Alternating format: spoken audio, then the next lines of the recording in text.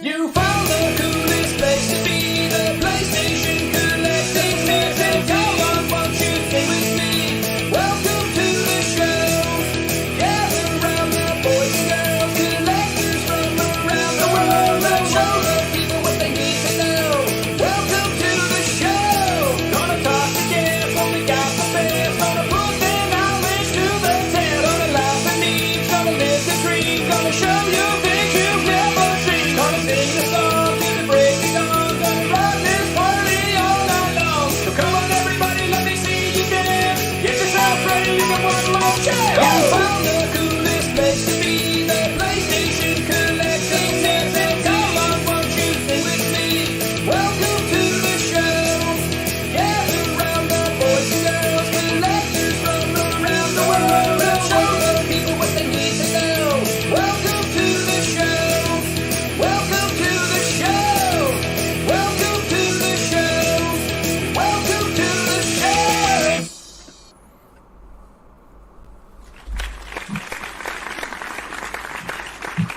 What is up? That's not Yo. bad. Yo. We are at season 2, episode number 24 of the PlayStation Collectors podcast, and tonight Crazy. Andy comes back on the show. Welcome, Andy. Hey, fellas. What's going on, brother? Good. I can't believe it's been 20... Wow, my memory is really bad. I can't remember what you said like 2 seconds ago. 24. 24 episodes. Wow, 24 episodes. That's it's crazy. Does that make almost 3 months of doing season 2? 2 episodes a week? What Yeah, was I'm season fine. 1 was up to like 50 something, wasn't it? Close to 50? Like I think we got to 64. So we're Yeah. almost 100 episodes. Should have put out. Crazy. Should have done 5 more, at least. Season 1. Come on. I believe you've gotten past that danger zone of like most podcasts that get to like 20 episodes and then just completely die off the face of the earth.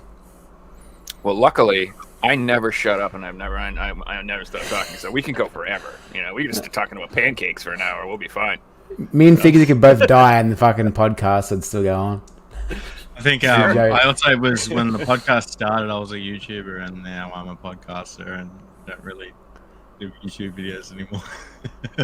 Yeah, I guess you could see it like that, couldn't you? Like, It's all right. But So everything that- I used to show on the YouTube channels now talked about or shown and through the podcast. You know, yeah. True. We gotta It's, do more garage shelling, though, dude. We gotta get. I miss those videos. Yeah. Walking around shopping and stuff. yeah, my phone camera's busted, so it's something that Oh. you know I need to either take Andy with me and borrow his phone all day, or You can just get a GoPro and strap it to your forehead. Nobody will notice. Yeah, people love that. It's not weird at all. Yeah. funny you say that because the one time I did take that out, I got kicked out of a garage sale. It's not a fun day. Really? It's weird that like people know what a GoPro is. Like, oh, I guess, did you have it on like a gimbal mount thing? Like a, oh my god, guys, I'm on I holidays. guess, my problem was they asked me what it was, and I told them what it was and what I was doing. Probably just keep you Should have lied, man. You should have said like you're a really bad alcoholic and it's the handpiece for the interlocker in your car, and like you need to take it out so someone doesn't steal it because it's Townsville. So yeah, it's a breatho for your interlocker. Yeah. It sounds like Andy has used this excuse in real life. That was way too already to go. Yeah. I mean, the problem with garage sales is like if you go to 4 or 5 of them, you don't find anything. You get so disheartened, and then you're just like, why do I go anymore? And that's the danger zone of giving up, because the next one that you go to, you could find something. So. Especially with video games, but like later on in my garage selling journey, I took on the approach of, I'm looking for more than just video games. I'm looking to make money, and if you're looking to make money, then there's money to be made at garage sales. You need to know what you're looking for. Yeah.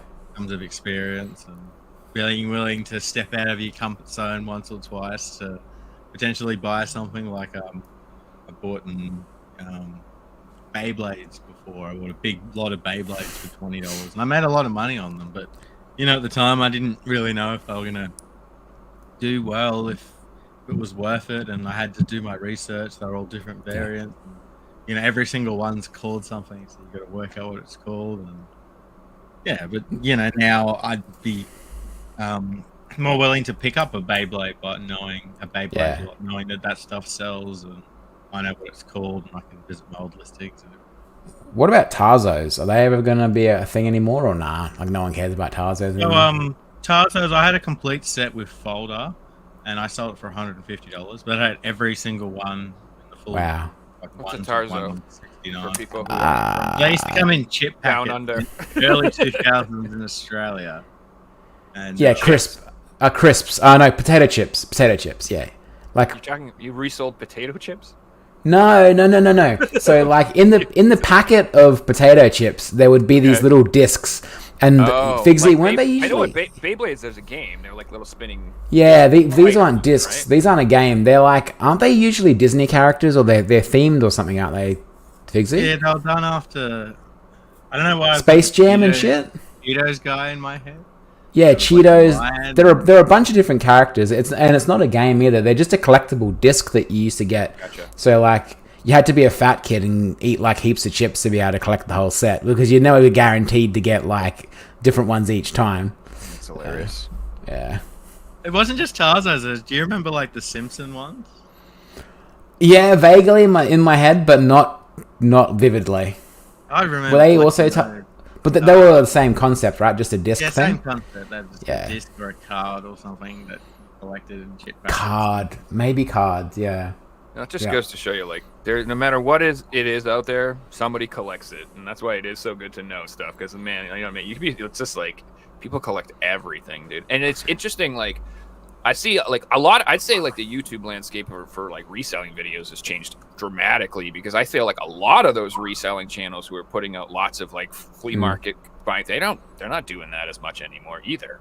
Like they've changed their content into different styles of content. You know, like Retro Rick he just runs a damn store now, so he does pickup. Yeah. But it's like totally different now. You know what I mean? He's like going in and he's just like, I'm buying 50 grand worth of inventory this week. I'm buying. It's just like I don't know. It's not the same. So I think that comes down to the individual as well. Yeah. Like, if you look People at evolve. Phoenix Resale, like look at his channel, how it started, and what he's doing today. He could never be buying the lots that he buys today back when he first started because he didn't have the money. And I mean, I'm the same. Some of the lots that I've done on my YouTube channel, I wouldn't have been able to do that when I first started because it was expensive or certain contacts that you meet down the line and different things. it's got to be a little nerve wracking to make those investments. You know what I mean? You're like, yeah, I'm throwing 20 grand on these games here, like, not knowing when you get your return and a pretty cool one that I watched recently is by a YouTuber. His name's Jacob, I think. He's this random dude that like opens consoles and games and stuff on camera. But he did a series called The Texas Load where he drove. That sounds disgusting. I know. It's called The Texas Load, and he basically drove a bunch of states away and went to some shops and stuff on the way and did some stuff. But anyway, his end goal was going to a Goodwill center, and he bought literally a massive pallet filled with like Xbox 360s and Wii's. And so after like the whole last 2 months, he's just been going through all these different 360s that he bought, and like every single one on camera, he like goes through and looks at the profiles, looks at the games that they play and what they had on there, and trying to speculate like what type of person they were and stuff. But yeah, he just got this literally like 500 Xbox 360s, like half broken. Some of them were pretty rare too. So many red rings. Oh, I think there's red rings in there, but there was some like really weird rare consoles in there, like a Kinect. I don't know if you know much about the 360, but basically when they went from the fat 360s to the slims, which they call a Kinect 360, they changed the dashboard, and the dashboard would only change on them if you connected them to the internet. So he basically found this rare Kinect 360 that had never been connected to the internet. Yeah. Oh, that's awesome. Yeah, so I went garage sailing with our friend Brady, and he found the 360 that still had blades on it, and he still got it. Yeah. To this day, which is really cool. So like they're out there. yeah, I to you guys that I heard this week. Now I heard it through someone else through Facebook, so I don't know how 100% true it is, but this is a really insane story. So in the UK, there's a guy that does like buy storage containers. I don't know the full details of the story, but the story is called the $100,000 game container.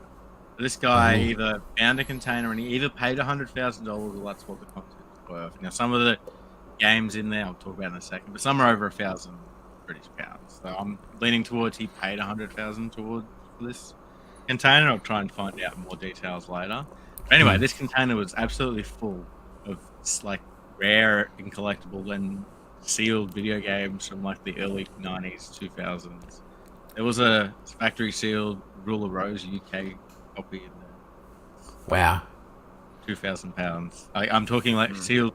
Pretty much every Phoenix game that was sealed was like, yeah, it was insane. And Yep. people Every in the time I hear sealed that, game though, collectors group were talking about it and talking about like the legitimacy of some of the games. Oh, that's a lot of money, Proven to about be legit. £100,000. So, well, it looks like he's gotten his money back pretty quickly. Like some of the stuff that was. I've seen like sealed Jaguars, Atari Jaguars. Wow. Actually, I'm gonna try and get some photos up. yeah, That'd be and there's cool. It'd be There's interesting. some poor schmuck on the other end of that story who's like, I had this container full of games, and I got locked up on a bum DUI, and then they stole my stuff. Oh my god, that's Because I would have thought Pay the rent. most of the time people get storage containers. It's just repossessed stuff because they didn't pay their bill, and But you have to think that like about that in America. the companies do probably scavenge through all their stuff before they sell off the lots and take all the most expensive stuff out. I don't know maybe what the rules on that are, but No. So when they sell it, they have to sell it under two different names. So one of them will be untouched. yep. Being the only person. I read about the laws of this, like fully broken Okay. down because I watched That's a video cool, on yeah. someone that bought something and they went through it. But anyway, basically, if the auction house is selling it, they have to tell you if they've looked at the contents or not. And Right, if that, right. that isn't in it, then you can take them to court. That's awesome, yeah. Because there'd be so many times where I could think off the top of my head where someone would go and think, "Oh, I'm going to get this awesome deal in this, storage unit," and it's already been rifled through by someone, and all the expensive shit's been taken out. And Well, if you want to know another story, I watch this guy on YouTube, and he buys them for a living. Name not coming to me, but that's. Is he a big rig? Yeah. In the I think I US, know the right? guy you're talking about. Yeah. Anyway, he bought one once, and he was doing the research, and he's like, "There's not good stuff in here. I feel like I've been outplayed." And the guy he was auctioning against was really weird. So he done his research. He found a name. He looked up the name. It was the guy he was bidding against. Turns out, the guy bidding against him was the auction owner. Like, who worked there. Oh, wow. And he went to him, and he's like, "Oh, I was just trying to buy his stuff back." And he won the court case. But Yeah. because he Massive had- conflict of interest. because they Yeah. sold it without including that word that it was untouched and blah blah blah. So there are legitimate things. At least this is in the US. I don't know about Australia. I don't know about the UK. Yeah.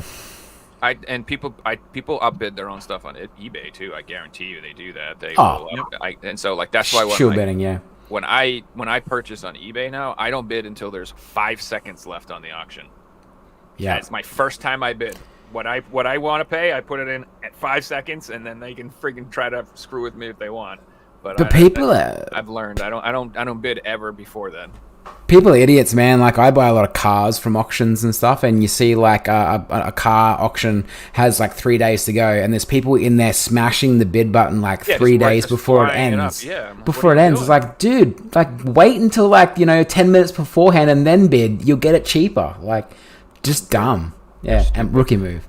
And then what blows my mind is you'll see that happening, and then the bid will be like up to 50, and then you'll just search other listings, and they'll be like 10 for 30. And I'm like, you guys are absolutely mindlessly stupid. You're just like having some stupid pissing match with each other. Yep, that's it. Yeah, but as a seller, problem with that is they don't pay.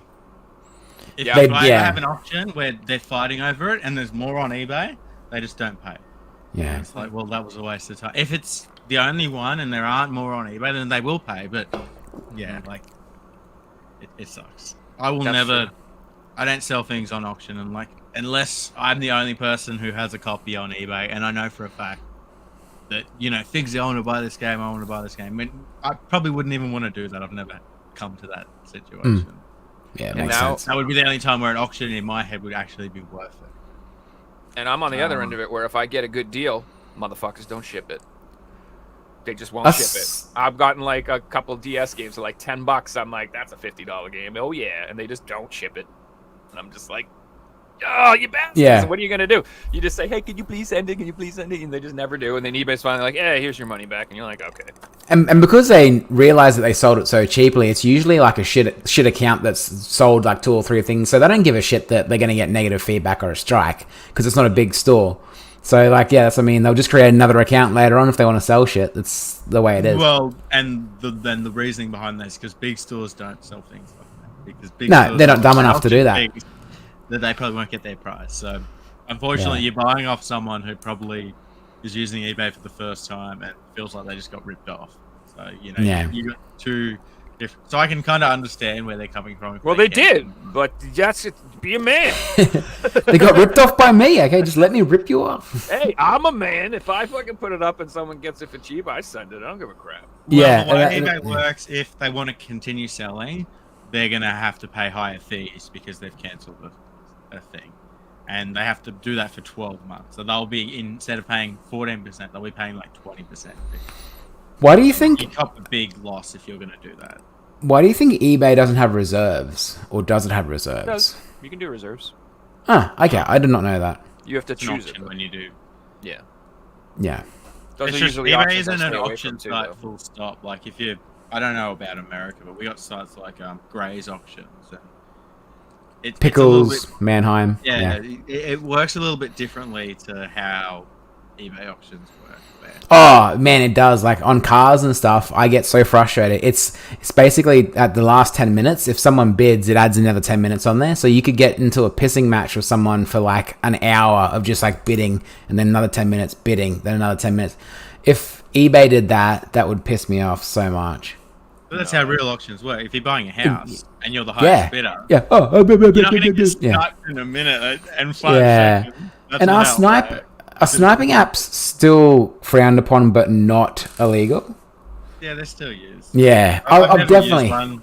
I've rarely been out sniped because I feel like I'm pretty good at putting in that bid at the last couple of seconds. Oh, I've been I'm sniped putting for in what I sure. want to spend, you know. So if I want an item, I'm willing to spend more. Then that's the price I'll go to. Yeah, That's the way I look at it. Is I wait to the last minute because then I have that price in my mind that I'm comfortable actually paying. And if it goes over that, then I'm like, all right, this wasn't the one for me. I'm, you know, God bless you, sir. You wanted to pay more than that. I think you're silly for doing that, but it's all yours. You know, and Happened a then you few go on. times to all of us, and like there'll be times where you'll never see that item again, and then there'll be times like Class of Heroes 2G at one point was the most expensive PS3 game. It was $300, and I was bidding on a copy, and I put in, this is going to be the most I ever spent on a game. I had only been collecting for like 4 years at the time, and I had put in like a $300 US bid, and I was all in at the time, and I got outbid. And I'm in my head, I'm like, I'm never going to get this game because I wasn't even willing to spend that much. So I just couldn't justify it. And I kid you not, like a week later, it got reprinted through Video Game Plus, and I got it for $100. There you go. But like things So like lucky, that man. happen for a reason sometimes, you know. Do you believe that most auctions on eBay, when it comes to games, are job lots, like actual like lots of games instead of single titles? Well, again, a job lot's usually someone who doesn't like. I would never sell a job lot unless it's just cheap stuff. So a job lot's a person who wants to sell their stuff on eBay but doesn't want to go through the time of listing everything individually. But in their head, be like, if I list this, that's a $10 game. That's a $10 game. I'll get everything that's that. But in reality, that's not how it works. Nah. If you see a job lot on eBay, usually it's someone who doesn't have a very high score, or on the other hand, there are big businesses that, you know, work on job lots. Like I sell job lots of books. For me, I'm not a big book reseller. I don't want to spend the time to research every book, but I get them cheap, so I can afford to sell books in job lots or DVDs in job lots, etc. There's people out there buying video games like that, and they can afford to sell video games cheap, where the margin, the cost price for them is nothing. So it doesn't really matter. Hey guys, I've got these photos that I was talking about from this $100,000 lot. I'll just show you guys. £100,000. Hey. Oh wow! That's a great Cardboard game. insert. Got some bangers in. That's all sealed. Sealed, Soul Divide, beautiful. Calling, Resident Evil 4. Oh, dude, that Slain is. That's the fancy Robo one. is like $300. All the boxes are all perfect. That Pain And game's so Resident good. Evil, Oh, Hey, we got hey, Blue worth a Dragon lot. as well. Metal Walker.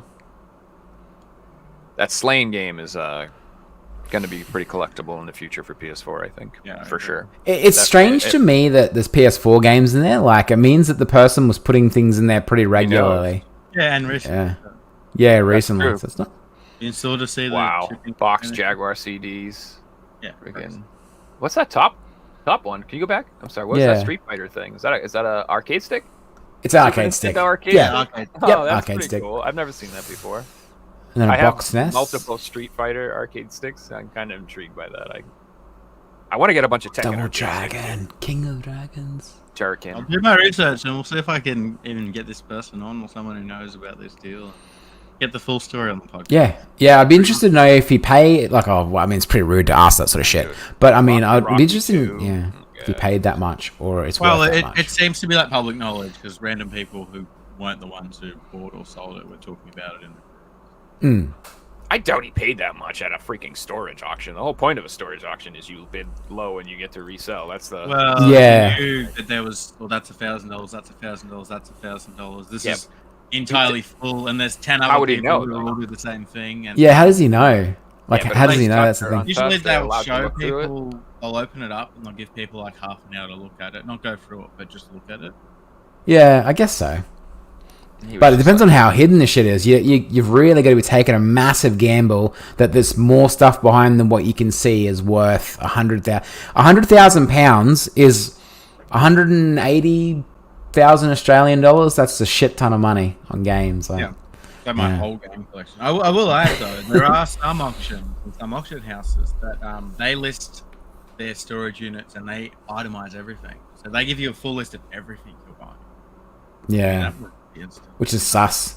Bit I'm sus. going, oh, I'm buying 300 grand worth of games. I'll spend $100,000 because I can triple my money in 6 months. Yeah. In England, did they go, yep, when they bid? Did they do that shit? Have you seen that? No, you guys know what I'm talking about. Yep. Australians. There's this horrible show in the United States called Storage Yep, Wars. yep. And, Yeah, we know. Yeah. Okay, it's literally The bald-headed watch dude and that. his girlfriend, and then the other, like, there's Oh. always, like, fake fights and shit on there. I am a Yeah. fan of the girlfriend. Oh, yeah, she's not too quite- bad. Apparently that show's fake. She's alright. So, It is fake. They had tons of scandals. And, Yeah. yeah, Yeah. they would like Hey, basically Sam. like tell them which ones they would like put stuff in them. Be like, we're putting a Picasso in this one, boys. You know, we're gonna fill this one Hey, with Picasso gold. for $5. you know, and you can usually tell. It would be like, what's in the storage unit? Clothes, underwear, old receipts. Oh, a 1927 scuba diving suit. Wow, what the hell? Where'd that Yeah, come like, from? how did that get in? Worth Yeah, how did that 10 get in there? Next to this old My Little Pony doll. I don't know. We're Yeah. gonna be billionaires.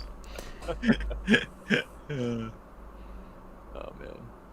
Do you I'm guys have a lot surprised of the reality? amount of people that are putting like this crazy stuff in storage units. If that is really the case. Yeah, if to trust a storage unit with like £100,000 worth of games, you know, you got to trust that it doesn't burn down, that like weather doesn't get in there and completely wet all the stuff in there and destroy it. Like, yeah, I've only heard nightmare stories from people putting video game collections in. yeah. I haven't heard any good stories. Don't do it. I'd dig a hole in the backyard and put the totes in a backyard instead of putting them in the bloody. That's. I mean, so that either there's you know if probably someone ran a business, I'm assuming, who like had overstock and kept like their personal collecting. That's what it looks like. You know, I bet that person sold games all the time or something. Like I don't know who the heck buys a sealed rule of rose and keeps it in a box. I would say it would Yeah. probably be like a vintage video game shop that went out of Yeah. Maybe, but there wasn't really die, doubles they there, was die. there? But there wasn't doubles there, was there? Like, because it looked like someone's collection. Well, we've 'Cause just seen a couple of photos, so maybe. I know, but I've seen storage units from game places like that have shut down and stuff, They usually and have there's 1,000 just FIFAs and 1,000. yeah. You're right.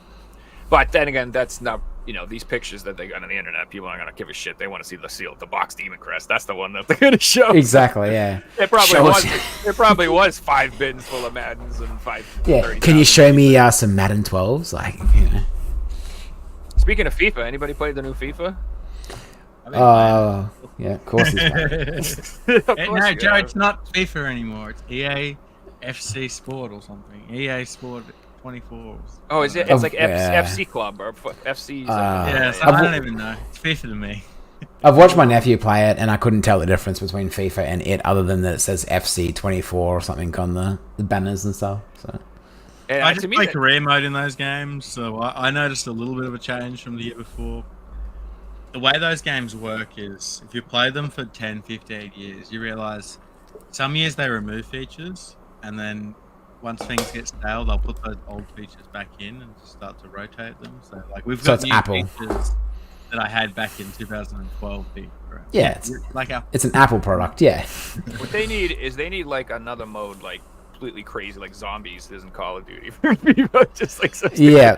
Where you've got to run around the field like and play soccer with zombies trying to eat your Oh, leg. I know. How about half of your players are connected like human centipedes, and they have to move all weird, and you have to still play that way. God, What do you think? that image. Sorry. You know, this I I, watched that I, movie once. I tried to get it out. I need to be a game developer. You guys don't even understand what I would create. Oh yeah. Hey, I got an interesting thing for us to talk about. What are your guys' thoughts at the moment with the movie industry and stuff, with all these strikes with all the writers with the AI? Have you heard about that? I think I Yeah, offended half it the is chat. really interesting. Sorry. Because like if you've got an actor who's a AAA actor and they sign a role, they're going to get a lot of money. But let's forget about them. Let's think of someone who's in Hollywood trying to make it for the first time, and they go to an audition, and they're like, "We're going to give you $1,000 to write this line, and it's going to be AI, and it's going to be used forever." Great. I need $1,000. That's great. But let's say this person has a big movie and they become, the biggest actor in Hollywood. Well, guess what? They've already signed away that right. Yeah. And that's always gone. They're never going to make more money on that. And that's No. where people are like, hang on, this isn't securing people's futures. It's sort of just like a one-time thing. And then, it happened. It's like music, really. It's like when people sign away music as starting artists. It happened to Taylor Swift. She signed away her first 3 albums, and now she re-recorded them and released them again. So she got the profits, and it didn't go to the... Do you believe that a lot of movie scripts, even game dialogue and stuff, will be written by AI in the future, and that will make the writers of video games suffer financially and stuff, because there's just no jobs for people? There'll just be someone inputting things into Chat GPT and getting it spat back out again. If it produces quality that the audience enjoys, and the audience can't distinguish between AI Yeah. and genuine, then guess what? The AI happens in seconds. It's easy. That's going to be what people get. Yeah. Can the AI So- make meaningful, emotional connections in the script or something? Yeah. What it's going to do is it's going to eliminate all of the mildly talented people, because they will not be better than the AI in any way. The AI will do just as good of a job, and then it's Yeah. going to create a tiny population of hyper talented people who are actually good, and their stuff will be quite sought after because it'll be good. Yeah. No, I think I It'll agree have a with you human there. element, and and you know what? No offense, the writing that we're getting in TV shows, movies, and games is trash. Yeah, It it's is shit. absolutely rubbish, beyond disgracefully terrible, and for the most part. And I'm not talking, old games. There are lots of great games out there. There haven't been, but I'm not impressed by any Some of the writing. these days. Yeah. Gaming You're is not fine. wrong, yeah. Gaming is the best out of the TV shows and movies are literally like, I dread hearing that they're going to make something out of something I like these days. It's not a good thing. Like if they're like, we're gonna remake this thing you love, I'm like, oh god, Into damn a it. game. Yeah. A game to a TV into show. anything. Ruined it. I don't want to see it. Like I said, like we've talked about this in the past, but it's just Yeah. And what drives me crazy, and I've said this before too, it's like, it's not that they don't know how to do it well, because they do. You can literally go to school for it, and they can teach. They know. They purposefully think that they know better than how it's always worked for thousands of years. They think they can do something better than what's always worked for thousands of years because they're so special. And they're not, and it sucks, and they're losing money. So it's fine. It's all going to end soon. Like if you can tell, a lot of these entertainment industries, they're not making money. Nah. Disney isn't making money anymore. So it doesn't matter what they think is going to make money. What actually makes money will be what they have to do if they want to survive. So this little fantasy that's going on in the entertainment industry it's self-fulfilling. It will self-destroy itself. It won't work. So, Do you believe the more game developers and publishers that go to put their games straight away onto Game Pass will struggle financially compared to releasing them like they would just to the stores? Yeah, that's what I wanted to bring up because of what Joe just mentioned, and the way games are released these days is, studios can't just be like, I'm releasing this game. It's like, do you want to put it on Game Pass? Do you want to put it on Sony's program? Do you want to put it in the Nintendo system? And GOG, do you want to put it on GOG? Do you want, comes down to making games for PC too, and they're now going to be considering, do we make it on the Unity engine? If Unity are going to start charging, or other engines going to start charging for their games? It's really squeezing out little people making video games, which is every video game started off as one person's idea, right? Like every franchise started off as a small thing and didn't just have AAA studios putting out games. They started off small first. I guess some indie stuff still thrives. So I think the method will be they'll have to like put their stuff out digitally and try to make money on Steam. That's what seems to be the place to actually establish yourself. And then they need to like make a deal with one of these small publishers, like pick it up, have Super Rare pick it up, and put out your game and sell it that way. And then you should go on Game Pass. That should be like the last thing you do with your game. It's like when they put movies on the streaming service the same day they release them in theaters. That's not going to make any money. You should put it in the theater for a while, then you should put it on your streaming service. This brings up sell it first and make money, and then cheap out. This brings up a really good point. So, do you guys remember when Fortnite and stuff was on? Was it Fortnite? What game got removed from the Apple Store or from the Google Store? Yeah, it was because So, did you guys know if that happens if you buy a game from the PlayStation Store that offers in-game purchases? Does Sony get a cut of the DLC that you make in that game, like you have in that game? Yep, Sony will take a cut. Wow. Okay. Yeah. It probably isn't 10% like Apple, but they'll take a cut. Wow. Yeah, I wasn't really thinking that was happening in gaming. I just kept thinking of mobile platforms like the iOS and Android. But wow, if that's happening in gaming, that's pretty crazy. Yeah, no, and that's why they pay Amazon for the web services, so that covers some of that fee and different things like that. So in Steam, if there's a microtransaction on a game in Steam, I wonder if that goes to Valve. I haven't thought of that. You should ask the Dead or Alive people. They have like $500 of the DLC. The train simulator game has like 50 grand worth of shit. In terms of profit for video games at the moment is Tencent over in China. They've bought off a lot of stuff, haven't they? They're buying up everything, and unfortunately, what it's doing, it's making a monopoly in the video game industry, and we're getting stuck with these monopolies. And what happens when monopolies all merge? These monopolies work together to force prices to go up as they want. Like that's what we're going to see in the game. Oh yeah, did you guys read the leaked thing that Xbox wanted to buy Nintendo? Mm-hmm. Yeah. You know do they have that sort of money? Xbox bought Nintendo. That's Microsoft. That's what do you mean? It's Microsoft. They have all them. That's their whole business model is. Well, we don't have to be good. We have money. You guys want money? We'll give you money. And they still can't do it. They're not gonna last in the gaming industry. I don't think. I really don't. Like they're gonna stop making consoles. They'll probably only offer like a Game Pass service. I think that's what the future will be for Xbox. Well, it's almost like they won't be in the gaming industry. They'll just be something that you can play your games on.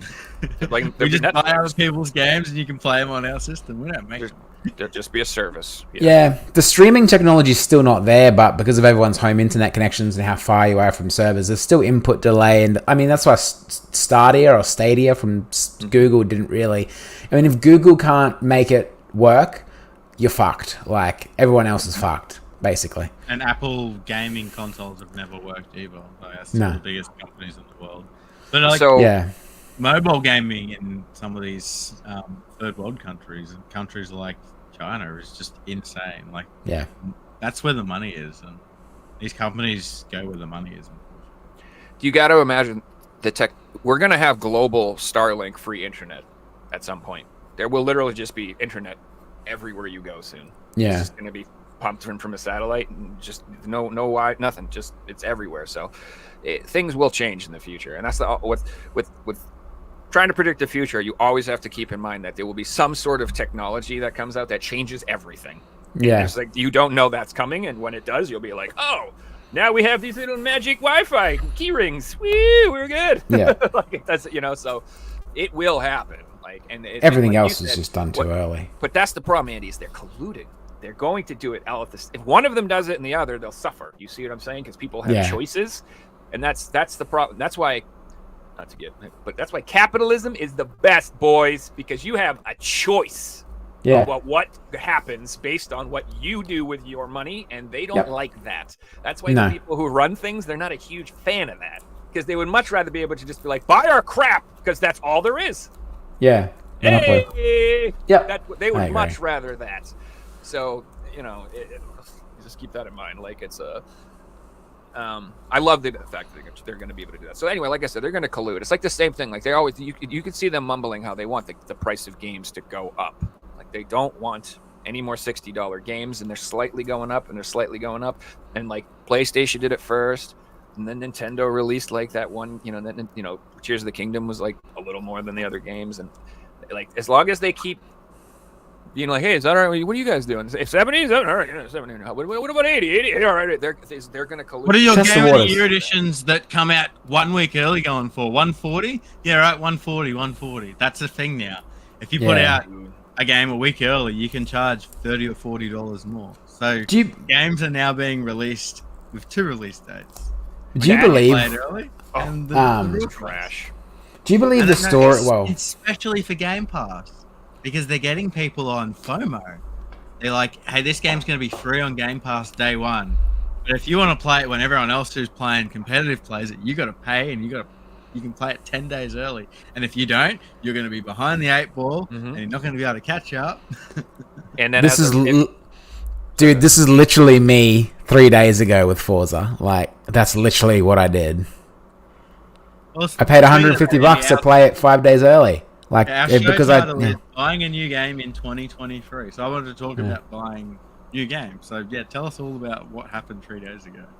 Oh, someone told me that someone reminded me that Forza Motorsports, I guess you'd call it 8, is coming out, and I just got impatient and said, like, I'm never. It's because it's an Xbox thing. I'm never going to go and buy an Xbox game because, like, Xbox consoles these days, collecting for them is almost pointless because we all know that the next console is not going to have a disc drive in it. So I just thought, fuck it, I'll throw $150 at this game to play it early, and that's what I did. I bought it digitally, which I don't usually do. If I buy stuff digitally, it's like things on Steam that are $5 or $4 because they're cheap and it's for the PC. But yeah, $150 on, like, stupid. yeah, it's stupid. I've been watching all these videos lately of people who have been, like, taking cars and chopping them up and making them into racing sims, and damn, am I jealous. Have you seen that? Yeah, I've seen one last night. God, dude. I've seen some of these, and I'm literally like, I could see my girlfriend like, don't even think about it, motherfucker. No. Why are you looking at garages? Why are you going to the... What are you... No! It's like lounge rooms, and they got a full cabin there, and it's like... Yeah. I've seen the extreme end of that. I've seen a Boeing 747 cockpit, like, cut and then stuck in someone's garage, and then, like, projectors and stuff on the wall in front of them, so, like, you're flying. So, yeah. That is... God bless you, man, for putting in the time and effort to do something so stupidly wonderful. I just appreciate you. And annoying your other half. Cool. I wanted to add on what Andy was talking about in buying a new game. So I bought the new FIFA game digitally. And usually I buy the physical copy, and I stick to that even though, it's getting into the era where that's not really a thing. I've still been buying my PS4 copy. Yeah, and you want to resell it too. You usually resell it, don't you? Like you So usually anyway, buy I the looked up physical to this resell. year, and I wanted to get a PS4 copy. It was going to cost me 100 Australian dollars, and that was the cheapest I could find. And I'd have to play it. It was 10 days later from when it came out. So I just bought the $125 digital edition. And run with it. And I didn't even feel guilty when I did it. Where Didn't. in the past I used to feel guilty buying like Yeah. a $5 digital item. It's like, yep, that's doing it. Oh, man. And that's how you do I it. remember when they released the first digital mount in World of Warcraft, and all hell broke loose. People were like, What? It was like the biggest thing. Like everybody, like people were quitting and flaming the forum. Well, I mean, everyone flamed the forums all the time, but oh man, and it's like now it's just like people are like, yeah, I bought the $100 battle pass, so I get the pink underwear. Duh. Yeah, and I'm paying $5 to open all these loot crates and shit like each time. Like, yeah, Oh, well, the loot crate thing's a whole other phenomenon because now you're tapping into people's Gambling. gambling and Yeah. casinos and stuff like that, and that's very manipulative and that's actually abusive and predatory because oh yeah, there are people out there that don't know they have gambling problems. They don't know that, and so they find there's out. children out there that are playing these games and they're getting addicted to it. Oh, 100%. I watched my nephew play FIFA, and he's got credits on there. He's opening up packs on there, and it's gambling. Like he's But don't let 15, him do 16 that, years man. old. FIFA's disgusting. Like FIFA, in some countries they can't do that. Like I believe it's Norway that's not allowed to do gambling. Good. and Good. show them that if they're showing like a soccer game on TV, and gambling is advertised on the jersey, the game won't be shown. That's Yeah, Australia is terrible for that, man. We're so bad. Sports bet and all that shit that comes up when you're watching footy, and you just bombarded. It's like cocks in your face, basically. It's just betting ads. I believe per capita we had #1 in gambling. Which is Oh, yeah. And it's I remember like friends who like the teams they liked would win and they'd be mad because they didn't win money because of the gambling. Like that's the stuff that they'd be like, your favorite team would win, but they didn't win by enough points or something. And they didn't make the money, so they'd be pissed off. And I'm like, dude, are you having fun? Is this fun? Are you insane? Why are you doing this? To me, I would rather go find some freaking games and flip them on eBay and make money and be like, hey, Yeah. that to me is way more exciting. But that whole gambling is its own thing. I don't have the What addiction, so I happens, can't though, relate. But is they do that a few times, and then the one time they get a win, they get a big trigger of dopamine.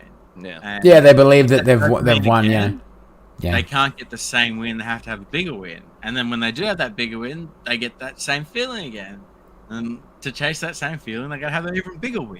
And they'll do this self-monologue thing where they'll justify, I just spent $1,000, but I've won $100. I won $100, but I only had to spend $1,000 to win this $100. So I'm up, baby. Yes. not If me. I just have one more, it's all good. We're all good if I just have this Yeah. one more. The kids can have Weet-Bix for fucking dinner for the next week. It's all good, all right? The kids can eat Fruit Loops or fucking whatever. What are American? The kids can have Captain Crunch for fucking dinner for the next 2 weeks. It's all good. Yeah, see, I'm the opposite. If I lose $5 on a scratch ticket, I throw up in a dumpster for 20 minutes. I just like I can't even like. If I lose a quarter in my back seat, I'm like, no. Just like, I'm the first to admit I am cheap. I am like I am tight with my money. I'm not. I have money, but like I am tight with my money. When I buy games, I am that bastard who will fucking lowball. I will not lowball people, but I will haggle for $5. I will try to get the best deal. It's like part of the fun to me. And if you won't haggle and you won't play and you won't deal, I will not buy from you. I just will not. I won't. Especially if you're selling on Marketplace or eBay. You know, I assume everyone knows if you post something on Facebook, you post it for more than you actually want. Yeah. I'm not playing that game. I'm like, if you put 150, I'm just going to say, what do you want? You want 100? What do you want? What is your realistic price? Because I know you're posting it for more than you'll take. So just tell me. I don't feel like playing this game. And if they're like, no, that's the price. I'm like, well, you're dumb. You should have asked for 200 then. I don't even know what to tell you. Goodbye. I got this really like pawn shops where sometimes I'll walk in and I'll just want a deal. And if I don't get the deal, even if it's like $1 off, I won't buy anything. I just won't get it. Same. Yeah. Some people have no concept of haggling, and the worst is like when it's an eBay seller that has a lot of feedback and sells a lot of stuff, and it's a $50 game, and you put in an offer for like $48, and they just don't like counter it at all. They just completely ignore the offer. You're just like, well, fuck you then, like Why it's did you $3. offers? Don't put Yeah, I have. don't take offers. There are things on eBay like I don't care about. I'll take whatever the hell I'm gonna get. Offers on. And then there's stuff on there that I'm like, this is actually slightly hard to get. It has value. I'm not taking offers. This is my minimum price. And I put it for the minimum. I mean, I want more than I sell it for, but I'm not taking offers. If I put a game that's worth 50 for 30, suck it up. You're paying 30 or more. That's what but I do that on purpose. I always price my games a little cheaper because I want them to sell. I'm not like Figy, who's trying to do it for like a living. I'm just like, I get this crap out of here. Get it out of my room. I need it gone. Yeah, virtual garage sale, basically. I do things completely differently. I price everything 20% higher than what it sells for. And then I permanently have a coupon that's between 15 to 20%. So if you buy anything, you're instantly getting 15 to 20% off. And you think it's a good deal, but really, that's just the normal price. However, if I price things 20% cheaper and took away the coupon, I have less sales. So psychologically, people need to be getting a discount, So basically what you're saying, Figsy, is you're an emotional manipulator, and that's how you're getting your sales. No, that's just how I've learned over multiple years. No, it's a sales tactic, and it's smart. Yeah, it's exactly it. Yeah, that's why every single weekend, Super Amart or whatever, the furniture shop has plenty a sale on, sale. Like, well, you got a fucking sale on every weekend. Like, we know it's a sales tactic. I get that true classic. It's just your normal price. That's True Classic T-shirt sends me an ad every 3 days that their 50% sale's about to end for like 2 years. I'm like, any day now, guys. They're like, I'm like, oh, you're not charging $50 per T-shirt? You're only charging $25? Like, that's not a sale, idiot. Get out of here. Like, it's so funny. Like, do that all the time. But that is key. And then in saying that, I don't expect like everything to sell, so I'll go through. And eBay have a 30-day cycle. So every single day, I'll go through my items that are ending in the next 24 hours, and I'll reduce it by 5%. So after a full month, every single item in my store has been reduced by 5%. And then I have a price threshold of, okay, once an item gets to this price, I remove it from eBay. Or if it's been on eBay for 3 months at this price, I'll remove it from eBay. That way I don't have dead stock left in the store. And what do you then usually do with it if you remove it? So depends on the item. If it's clothes, I'll remove it and donate it. If it's video games, I remove it and sell it to a pawn shop. If it's DVDs, I remove them and sell them in lots, depending on the genre. Yeah. All my books I've been removing, putting in a big pile, and I'm gonna do a big Facebook lot of novels, trying to get like $100 from them. It depends on the item of what it is. Yeah. There's some things that I'll remove. Like Skylanders, for example, I've been removing all my Skylanders and putting them all in a pile because I was selling them for $12 a pop, and it's $11 to post. But now I've got like 10 of them I've removed. Once I remove the rest, I'll sell them as a lot of like 20, and I'll probably get $50 for them. Skylanders are interesting to me. Like, I see them all the time, and I don't have interest in collecting them, but I've always thought like I should be picking these damn things. Yeah, yeah. I always felt like I should just be grabbing them because. Sometimes you'll see people like they'll have 100 of them. They're like $8. I don't care. And I'm just like, I just have a feeling if I throw those in a bucket in 30 years, there'll be some guy like, I need my freaking Skylanders, and I'll make a fortune. Is it the games that are worth the money? That are free for $500. The PS4, the Switch games go for like $100 a pop. Yeah, really? You taught me that about the games. Oh man, I gotta start jumping on that because I see that all the time. I see like lots of Wii U. Like it was a Wii U thing too, right? Was that on Wii U? Yeah, but the Wii U ones aren't worth anything. It's a Switch and PS4 and maybe that's what it some is. of the Xbox One titles. Maybe not all of them, because some of the ones. 360 ones are backwards compatible. What about Amiibos? Are they worth money or not really? Yeah, Amiibos are worse. Like, Amiibos are Nintendo, so they're like, if this is exclusive to a Zelda game, and only a certain amount came out, and the Zelda game just came out, the Amiibo is like $300-400. Yeah, and then did you know what they did on I think it was Twilight Princess? Like the amiibo that they came with, it gave you like the ability to fly around and move faster or something. Yeah. Or you could like warp out of dungeons. I can't remember what it was. You got some amazing quality of life improvement from buying it. I was just like, what the? That's wrong. And that's why now that Twilight Princess box with the amiibo is worth a fortune, dude. Which I feel traded like Breath of the Wild had a fast travel amiibo. Maybe it was that one. Maybe that was the Was it wolf DLC fur in or that one or something? something. I don't. I'll admit, In Tears to the Kingdom, everyone's like, "Oh, it includes that amiibo that didn't come with the first one." I obviously didn't play the first one. I'll admit I cheated with not Tears of the Kingdom, with Breath of the Wild by going on AliExpress and buying like 50 blank RFID cards and then getting an old Android phone and actually loading the amiibo data onto each of the cards, and then like I was just scanning them onto the console. So I think I got like what's I got the horse from Ocarina of Time in Breath of the Wild, and a bunch of other stuff. So every time you just go through, Epona. But you just sit there scanning these cards and getting free shit, and it's terrible. Can we make that a quiz Hey, question? come on. Can I get a point for that? Can I just get a Epona. I always name all my horses Artex. You guys ever seen Neverending Story? Just because I like to emotionally traumatize people. You've never seen that? All right, never mind. You won't understand.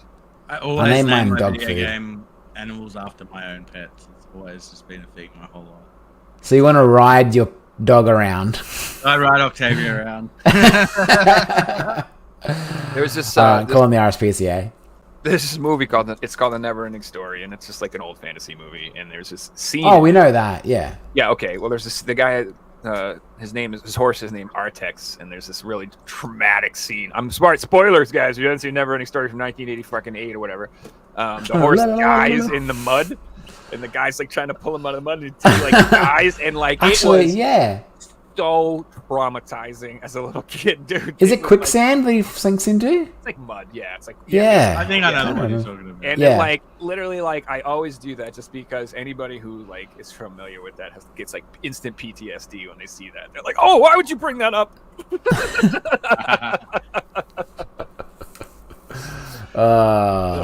You guys ready to play some Figsy quiz? Yeah. Yeah. Let's do it. The quiz. Let's do it. Skyward Sword amiibo, Jason? Thanks. Yeah, I knew it was, Amiibos is not my...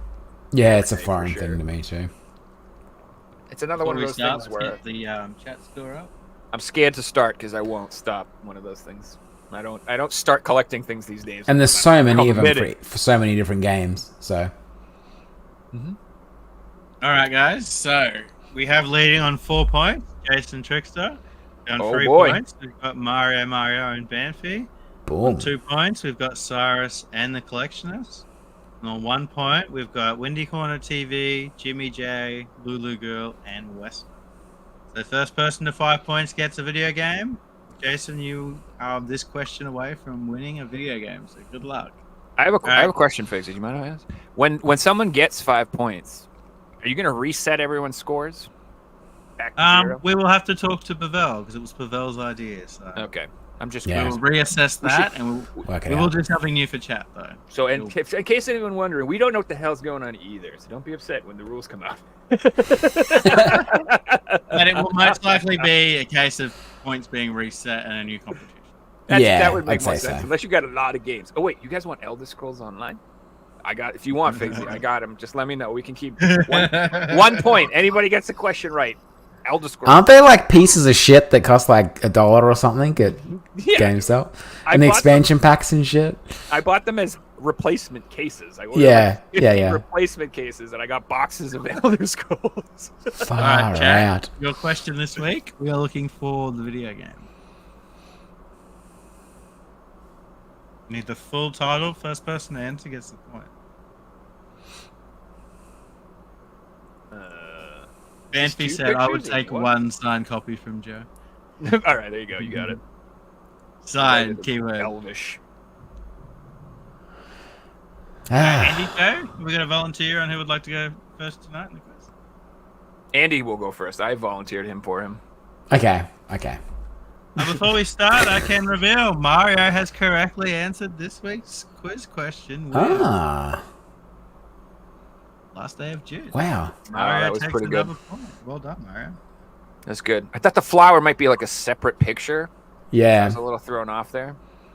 Very cool. So Mario's now on 4 points, guys. We have 2 contestants on 4, 2 viewers on 4 points. So it is GG. at this point.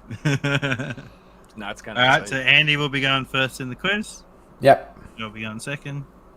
Let's get this show on the road. So question number 1. Andy, what was the first limited run game release? Was it Breach and Clear, Saturday Morning RPG, Oddworld, or Thimbleweed Park?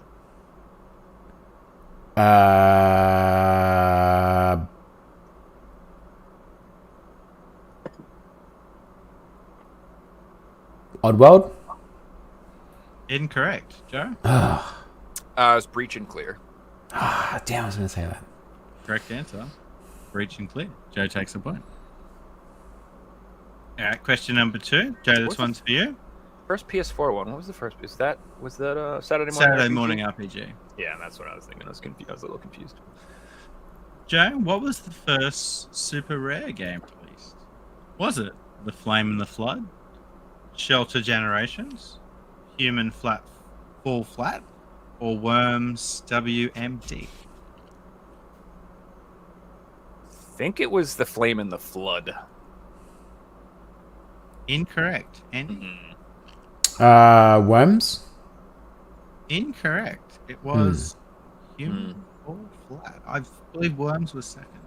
Worms Yeah, is damn. wicked expensive now, I think. Yeah. Crazy because you can get it on PS4 for like For 10 nothing. bucks. For nothing. Yeah. There's a few of those. Idiots. I don't know. So the first few super rare releases, I was just like, these games, like that. Just the Snake one, you know what I mean? You've seen that one? That's worth so much money now. What, like I Nokia Snake? could have bought it. I was just like, I just don't want to play it. But now I'm kicking myself. If it's I know, Nokia I Snake, seen I them and mean, went, and now it's like, oh god. That's Yeah. Switch game. Exactly. Even the early limited run Switch games are all expensive. It's crazy. Mm. And they're all like reprints of PS4 and Vita games that they've already done. who would have thought that a FOMO product would become expensive at some stage? Like, All right, moving on to question 3. Andy, this one's for you. Andy, I'm going to show you fictional language. You have to tell me what video game it's from. okay.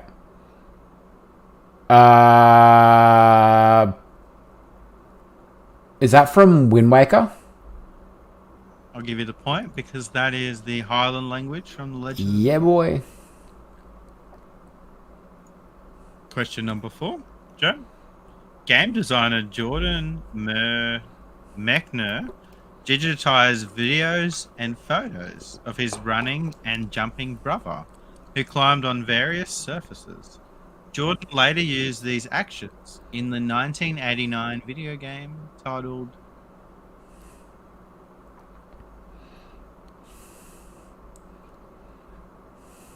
This is 89.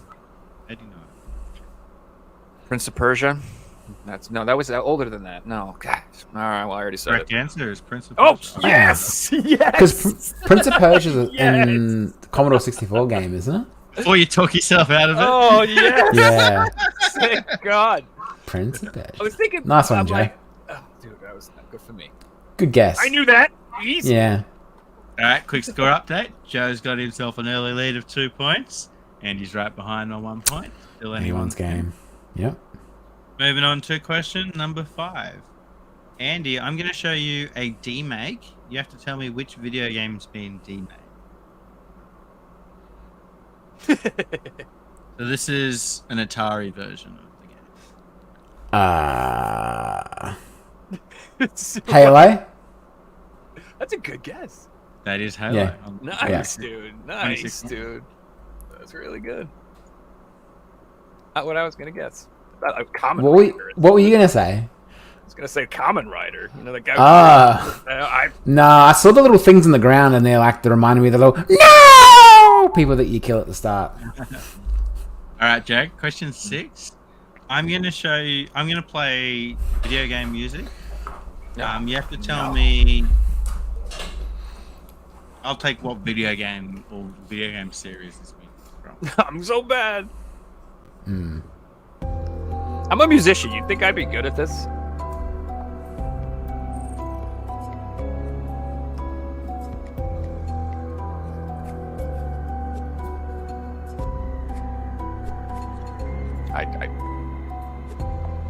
I love it, whatever it is. Freaking creepy as hell. We'll open the question up to Andy as well.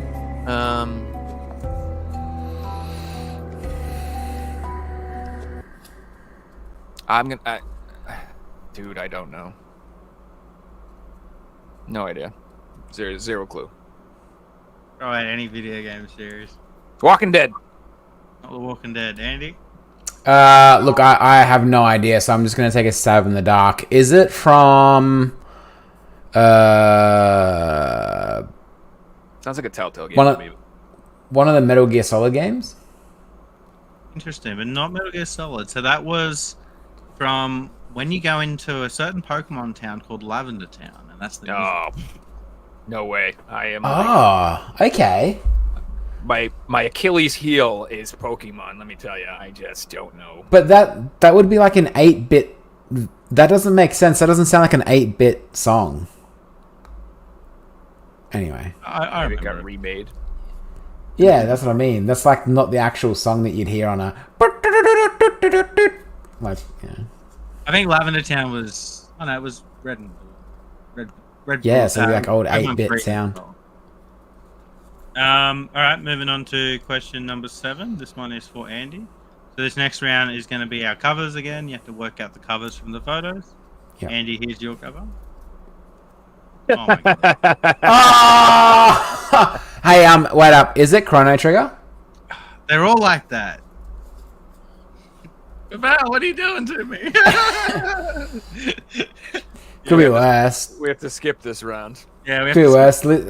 Someone didn't fucking put the answer on the screen. I got the answer as well, so it wasn't my fault this time. I can't show Joe's either because it says it as well, so I'll just save that one. For next What happens if I just do this so I can't see it? I've already seen it. Yeah, no, but like for the next one, I'll just put my hand there. Right, And I was like, on holidays at the moment, so this quiz was made on a train. He can be forgiven. yeah. We will Wow. move on to question 9, and question 9 is the big question of the week. I can reveal there are 8 possible points to be up for Right. grabs in question 9. Okay. We're gonna And look this at week's video gonna be- game boobies. You gotta tell us which waifu it is. that would be good. There's a No, this mole on one's the left really titty. cool. Andy, you're going to go first. You're both Okay. tied. But Joe's got a better win rate than Andy, so I'm going to put Andy up first. It's fair. Mm-hmm. Now, this week, you guys are going to be guessing video game maps. That's cool. Good Oh, luck. okay. Andy, you're up first. Okay.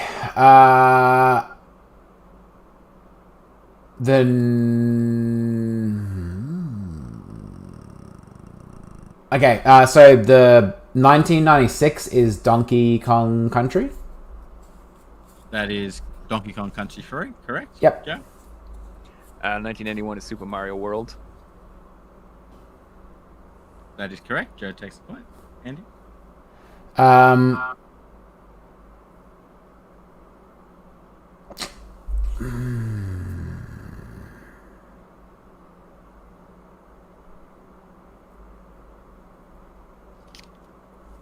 $1991, has that been answered? Yeah, I just got that Yeah, one. yeah. Oh, piece of shit. 1990, is that Zelda Link to the Past? That's correct. Andy takes Yep. the point. 95 is that Chrono Trigger? That's correct. Joe takes the point. So the entire right side's been done. Okay.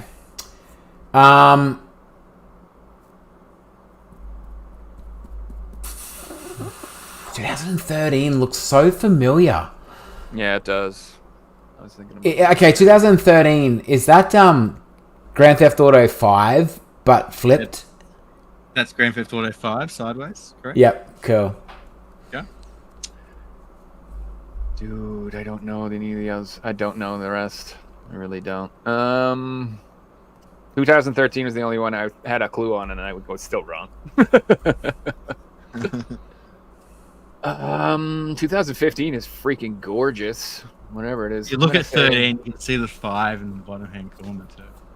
Yeah, I do see that. I'm gonna say 2015 is Ni no Kuni. Incorrect. Joe got his first strike. Andy? Okay.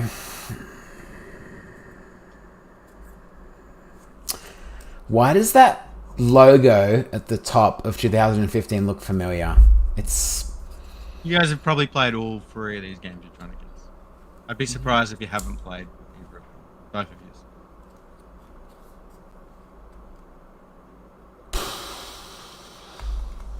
Should look familiar. Is 2015 Breath of the Wild? Incorrect. Andy's got a strike. Okay. Joe? Is 1999 Silent Hill? Because it says Silent Hill on it. 1999 is Silent Hill. Okay, it says it in the top left. Oh, for fuck's sake. I did not see that. I didn't know. I hate you, Joe. Yes! Ow! That's been on the screen for 5 minutes. If you Oh, You no. saw the 5 on Grand Theft Auto, bitch. Yeah. And you also need to know, No, I didn't see that. I didn't see that. I didn't. Take it. Let's go. Your turn, And I just want to reveal, with 2 maps remaining, the scores are locked at 5 apiece. Oh, come on. Well, what are we going to do? Because I don't know anymore. I hope you do, Andy. You better know. I'm gonna just pull something straight out of me ass. Need 15 and 18. 2015.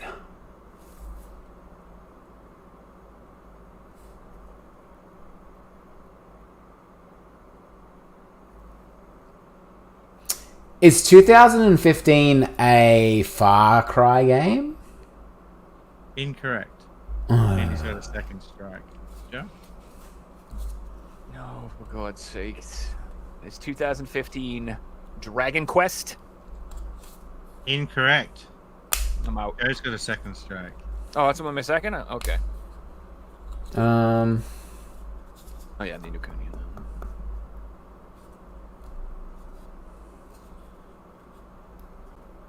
So the only ones left are 2015 and 2018, right? Yep. Yeah. Yeah. Maybe stop thinking about the map and think about open world games that came out. I'm thinking Yeah, that's in, what I'm trying to think. in about the year. 2018, I'm thinking... What came out in 2018 that was an open world game that has a map like that?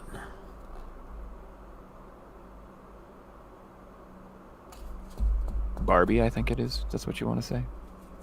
You're just trying to make me fail, which is most likely going to happen. Pretty sure that's Got this, Andy. that's Okay. That's another Pokemon game. Is 2018 Nope. a Pokemon game? Incorrect. Andy's all out. Joe? All right, here we go for all the marbles, and I have no flipping idea. I'm just thinking of what games kind of came around out around then, so I'm just totally guessing, and I don't even know if this game came around then. But I'm gonna say it's Horizon Zero Dawn. Oh, it's not Horizon Zero Dawn. Oh. No, I don't have the maps to reveal, but I will reveal the 2015 map was from The Witcher 3. Oh. That's so pretty looking. I just didn't. That Yeah. game's dark. So the way that map worked is you had to pick the different regions, and it sort of sent you to another map. It was like the hub world. I Yeah. actually have not played that. And then 2018, Andy, I'm really disappointed you didn't get this because 2018 is Red Dead Redemption 2. Oh, shit. The sepia map was a good hint. That's a, Yeah. The 2000... I mean, Red Dead Redemption, you don't usually see the map that largely, so... So what's the tiebreaker? What do we do now? So I do have a tiebreaker question. I just, Good. trying to Right. It's been up for a while, so I'm trying to refresh myself on what it actually is. So let's throw the question up here. So, Kirby first came out in what year? 1994. Incorrect. Andy?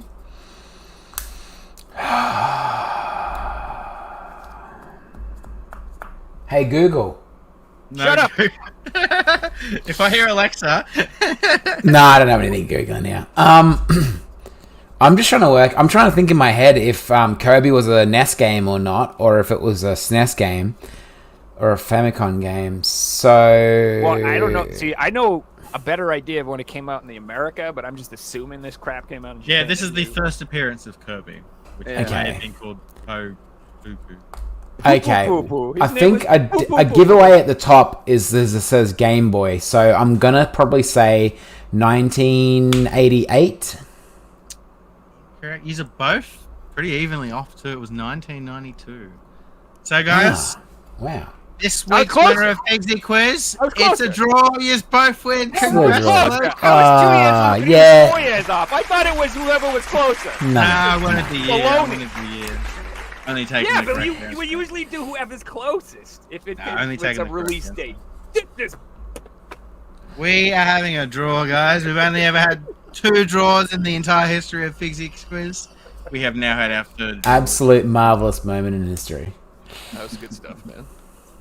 Thanks everyone for playing, and congratulations, Mario on nailing this week's quiz question. And Awesome job, bro. yeah, we could have a video game going away next week. We've got two viewers on 4 points.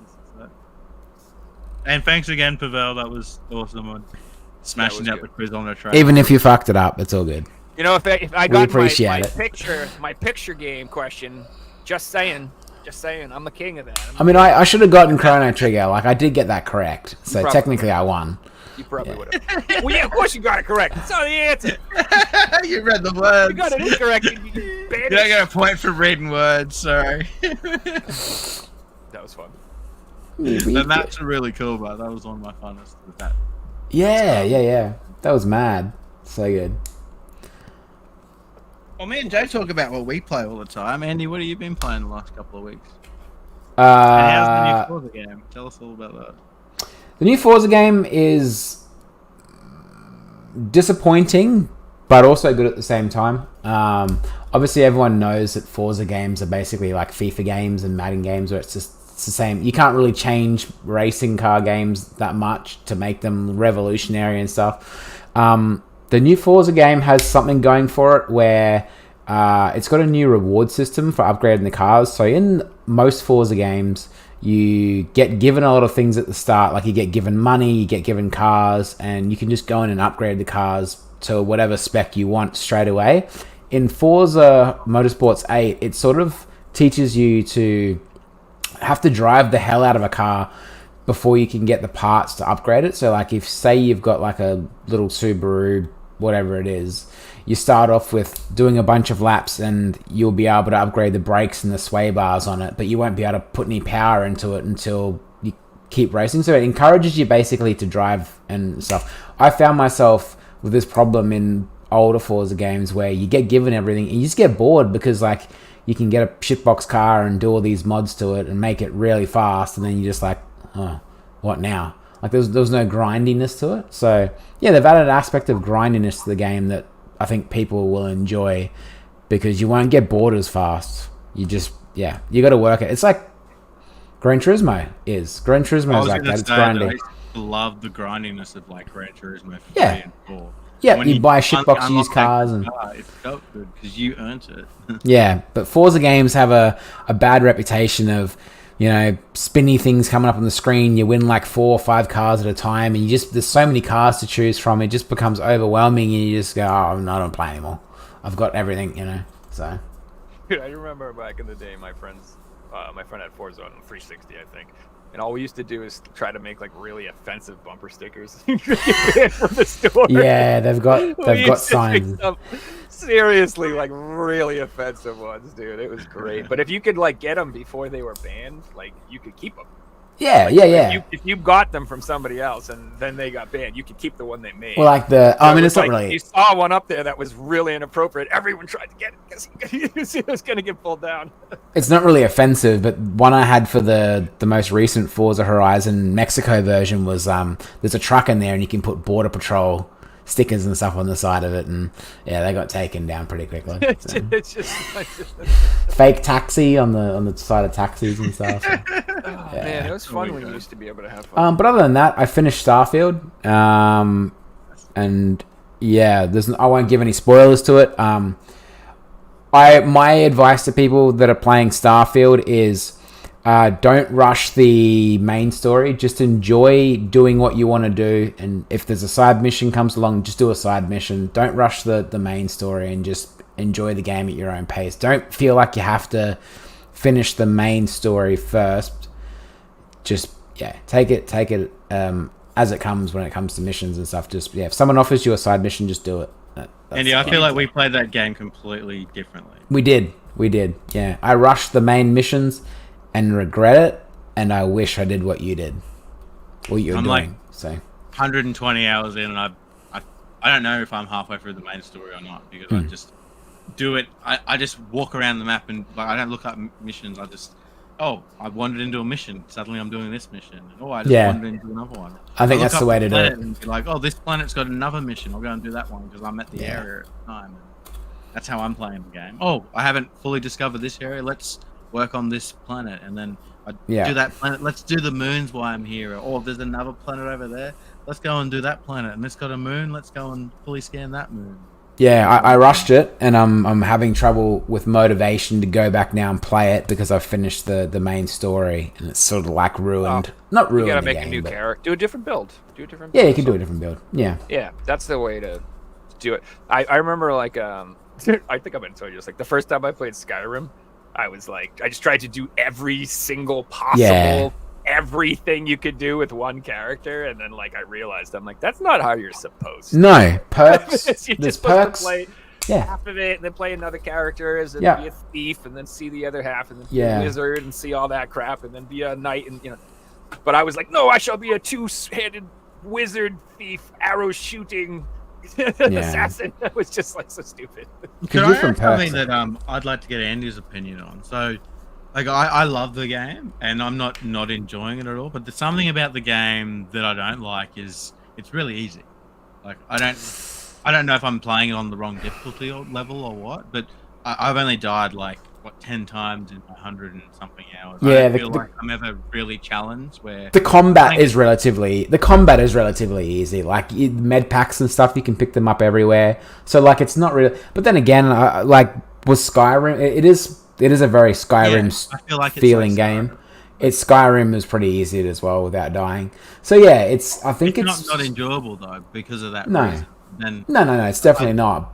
But it's not. It's not the RPGs where it doesn't have boss. I found one boss. I wouldn't even call it a boss. It doesn't have boss battles where, I like those JRPGs that have boss fights that you get stuck on. It's not a roguelike. Well, it's not a roguelike, really, is it? It's not a. It's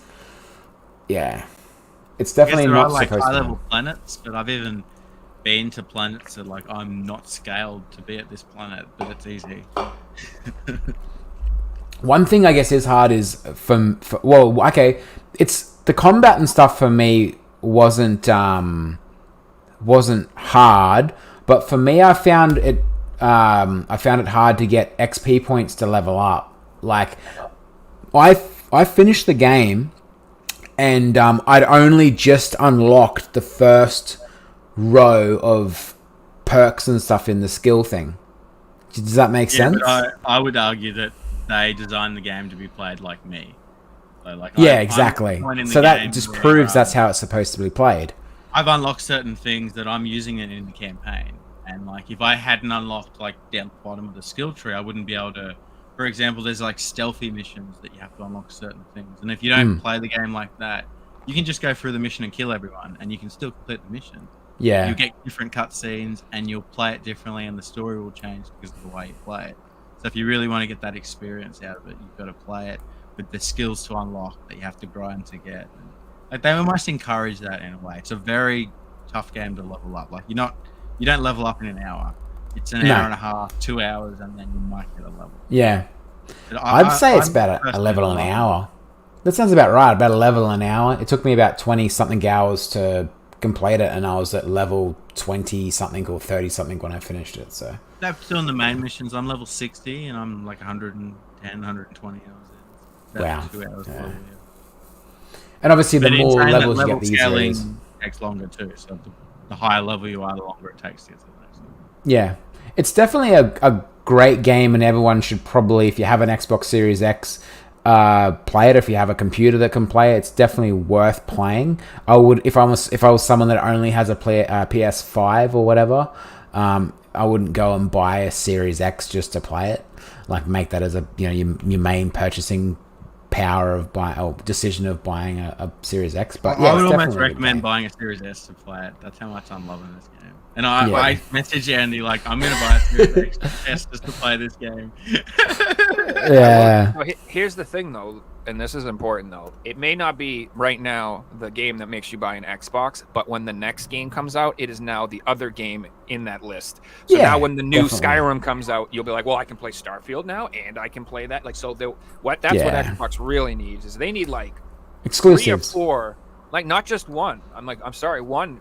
That's It's right. too expensive to. It ain't like a $200 console. These are very expensive. I got to buy the controllers, the memory cards, the online start. You're talking like $800 to get into it.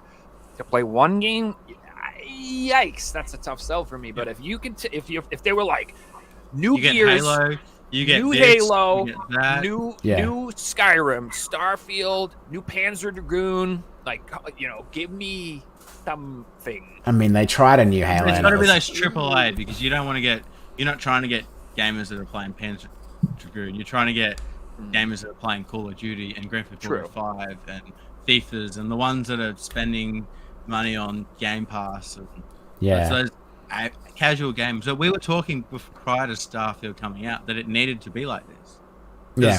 Redfall was awful for Xbox. They couldn't have had another Redfall, and I'm so glad that they didn't. Like, I'd lost confidence Starfield in a lot of 76. these companies, and suddenly I'm excited for Elder Scrolls 6. I never thought 6 months ago that I'd be getting excited for Elder Scrolls 6. Yeah.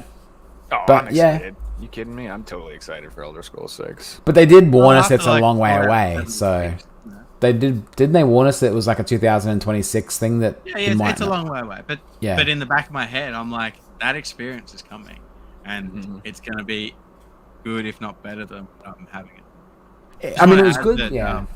What they've done in space is pretty amazing. So in that game, you can fast travel between galaxies, between planets. But if you want to go from planet to planet, you can actually fly from one planet to the other planet. It might take 5 or 10 hours, but you can actually get there. It's really cool. Oh, in Starfield. Yeah. Yeah, I didn't Why? realize that. I knew you could fly like pretty far distances, but I didn't realize you could probably take 5 hours to get from one place. I was to watching a another. guy That's crazy. stream it the other day, and he went and made dinner, and the stream was still chatting, so we were all chatting in there. And he was flying towards a planet, and like in the half an hour he went, he not just caught up to the planet, but he passed it. And like he came back, and he's like, "Where am I? We were flying to that planet," and he like couldn't find out where he was because he flew past it. And like, I that's always really just thought that they did that as like I thought that they forced you to do the jumpy sort of thing as a way to like get past loading screens and stuff. But like I'm guessing it's really is open world and that whole space is traveling. Like Well, it Does it- does work in that sense that you'll be in like one galaxy, and then it'll basically like jump and put you in the next one. okay, so there is You a might loading actually screen see between. the jump, if that makes sense. But Yeah. it does work like that. It's the same with the planets. So I don't Mhm. know the exact distance, but it'll give you like a 10 by 10 kilometer spot that you can explore. Yeah. And it'll have an invisible wall. You can't get past it. You can fly your ship and land in the next spot. Or you can download a mod that takes away the wall, and people have like continuously walked. Apparently you can like walk around the entire planet with So- mod installed to take away the I have a personal question for you, Figsy. Yeah. Have you had a romancing game yet? I was trying to, and then I did another quest line, and it made everyone Yeah. around me hate me, and now Yeah. I'm in a relationship. Yeah. I'm, Yeah. I'm a loner in the game. I've increased my loner skills, so when I hang out by myself, I get more stuff. Yeah, I finished it without having a romance. I tried, and like one of them didn't like me for one reason, and then the other one didn't like me for another reason. Like it was hard to please both of them, and I couldn't work out like which one I wanted to dick. Well, whatever you can do in the game, and I gave up as well. Like it was just I went with Dude, my hand.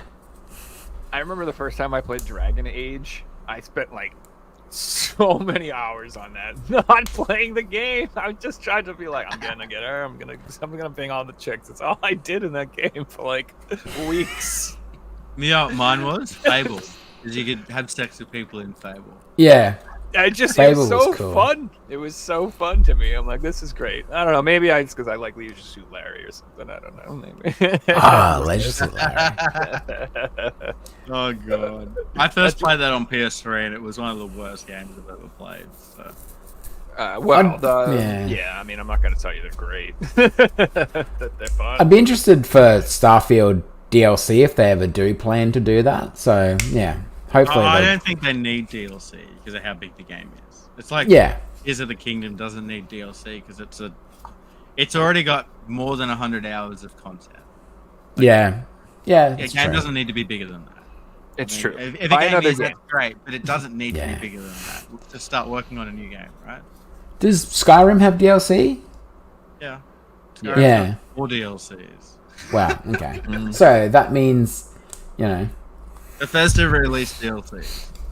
Yeah, that's why there's Family-friendly 65 versions. podcast. That's why you need the legendary ultimate super exclusion ultimate game of the year VR PS2 PS5 upgradable version that they have. Not all the other versions. The thing about Skyrim, if you grab the PS4 version, for example, it comes with all the DLC.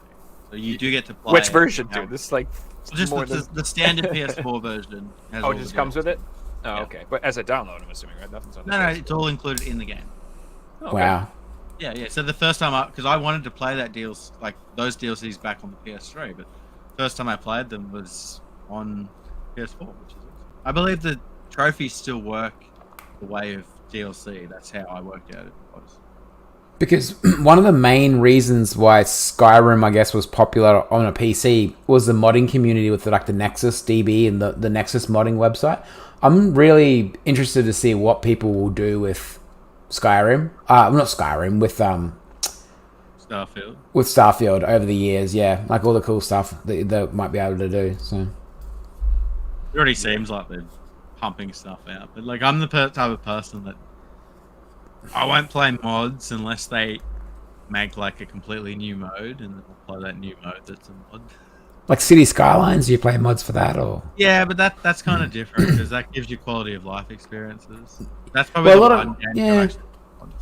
Dude, so it's Stardew quality of Valley's life. got some sick mods. If you play Stardew with mods, there's a lot of really awesome stuff. I've heard actually, but like I've never played Stardew on PC, so that's. It's a weird experience. So when we play 1.6 Joe, I'll be playing with mods. Like I play a lot of Total War, but like the only mods I'll use are like there's a mod that gives you like Game of Thrones mode, so you can play as Westeros. Factions. That was really cool to me. And there was an original like Warhammer mode that started the Warhammer Total War games, but it started as a mod, which is really cool. That is cool. But then all those games have all got like mods that will be used. Like I call them smaller mods. Like it'll change, the bar at the top of the screen, or it'll change this, or it'll change that. Well, that's the things I don't usually do in games. I just keep them as most of the time. That is cool. Yeah. I think the ultimate custom game ever is Dota. You guys ever heard how that happened with World of Warcraft? They let them make a mini game, and now it's like this huge, massive industry they have no part in. Well, I guess you could say there's a heaps of things like that. Like Counter-Strike is ultimately just Half-Life mod. Half-Life, yeah. Half-Life started everything. Yeah. Half-Life started Counter-Strike, started PUBG. It did, didn't it? Oh, yeah. did it? I didn't know that about PUBG. Really want to go down what Half-Life started? Yeah, because I knew Counter-Strike, but PUBG is a mod from what was that battle royale? Okay, so Arma made a mod. DayZ is a mod of Arma, I think. No. What is DayZ is a mod of another battle royale. I'm gonna look this up. Yeah. DayZ is a mod of something. Originally a mod of something. I forget what it is. you got me. Although I do own DayZ. H1Z1. Yeah. H1Z1, that's it. H1Z1. Yeah. So Okay. H1Z1 had a mod that was Battle Royale. And That's right. But that was based off a mod from Arma 3, I believe. which was based off a mod originally from Half-Life. So it's all based off these different mods, and like it created a whole Because genre. I played H1Z1 when it first came out, and there was so much hype around it. It was going to be this amazing game that was backed by Sony Online or something like that, and then it just turned into a massive turd. Yeah, It I was think. so bad. I played Yeah. it first time. It was cool. Yeah, I believe that they even sold it off. Like Sony sold it off at some stage, but yeah, I'm guessing they shouldn't have because, like, yeah, PUBG became pretty popular, didn't it? PUBG Really? copied it, Fortnite copied it, and then Yeah. you know, rest is history. Mm-hmm. But like they all started from mods, which is like one random guy just doing his own thing at home. You know, how cool is that? Starts his own genre of game. That's where it becomes a dangerous precedent for game developers and stuff like that to sue people for trying to mod their game because they don't want them to become something that they could have done, you know? Well, Yeah, bringing they should have ideas done it. and like they should be hiring these people. Yeah, and I know they should, but like half the time it's just a cease and desist or give us your work that you've already done and we're going to release it, you know? Look at And Rockstar. They've been releasing products that aren't as good as the modded versions. Or like Bro, the they've been pirated releasing... versions. Yeah, they've been releasing, you know, their versions of the game that were cracked versions from, you know, 2022. Crazy. Banfi said the Hunger Games movie inspired the Battle Royale genre. There was actually a movie in 1999 that was called Battle Royale. That it inspired the Hunger Games. Japanese movie. That's a great movie. Yeah. So if you there's 3 movies you should see from old Asian movies. You should see Battle Royale, you should see Old Boy, and you should see The Legend of Ricky O. You should see all 3 of those movies. If you haven't, you should. And I've only thank me seen Battle later. Royale. I haven't heard of the other two. Dude, you need to watch The Legend of Ricky O. Have you ever seen that, Andy? No, nope, never heard of that. Oh my God. If you've never seen this movie, you have to watch it. I'm telling you right now, you will never see anything like it. It is a trip, dude. Like a martial arts movie? Yes. There is Is- martial arts. I'm not gonna tell you a damn thing about that movie. Just sit down and Andy, don't let your kids watch it. Check it out at some point. Dude, I'll tell you that. Your wife may not like it much I either. can say it's going to be gruesome. I know Japanese It movies is- usually gruesome. Oh my God. Have you ever seen like Dead Alive? See that movie? That's an Can you bring the trailer up for us, Figsy, at all, or no? Can you get the trailer to play, or no? Is it appropriate to watch? The trailer? Yeah. Oh, maybe, actually. Maybe not. Maybe not. No, there's maybe no not. nudity or anything, and it's graphic though. So like, I wouldn't. Oh. You know, it's violence. So if you have kids watching, I wouldn't want them. This episode's getting demonetized. See, Mario and knows Figsy's what's up. getting banned. Ricky O. So anyway, there's few movies in my life that I have watched and literally been like, I am disgusted. like this is one. Human Centipede. Oh, Human Centipede. Believe it or not, That was Human bad. Centipede 2, the sequel. That 3. one really. Oh my god, it got worse. I didn't It watch got so 3. much worse. I didn't watch 3 because 2. There was 100 of them so, in 3. 2 was so dude, it literally made me feel like a dirty person. 1991. Oh, dude, this is classic, bro. I mean, they're not gonna show you any of the good stuff in this intro. Maybe they will.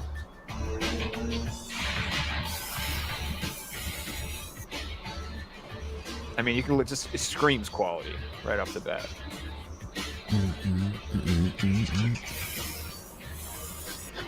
So basically, he gets sent to prison, and there's like all these gangs, and like the guy who runs the prison tries to get like all the leaders of the gangs to try to kill this guy, and it doesn't go the way you think.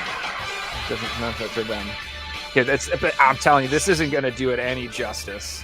You're not gonna see like 1% of the insanity that happens in this movie.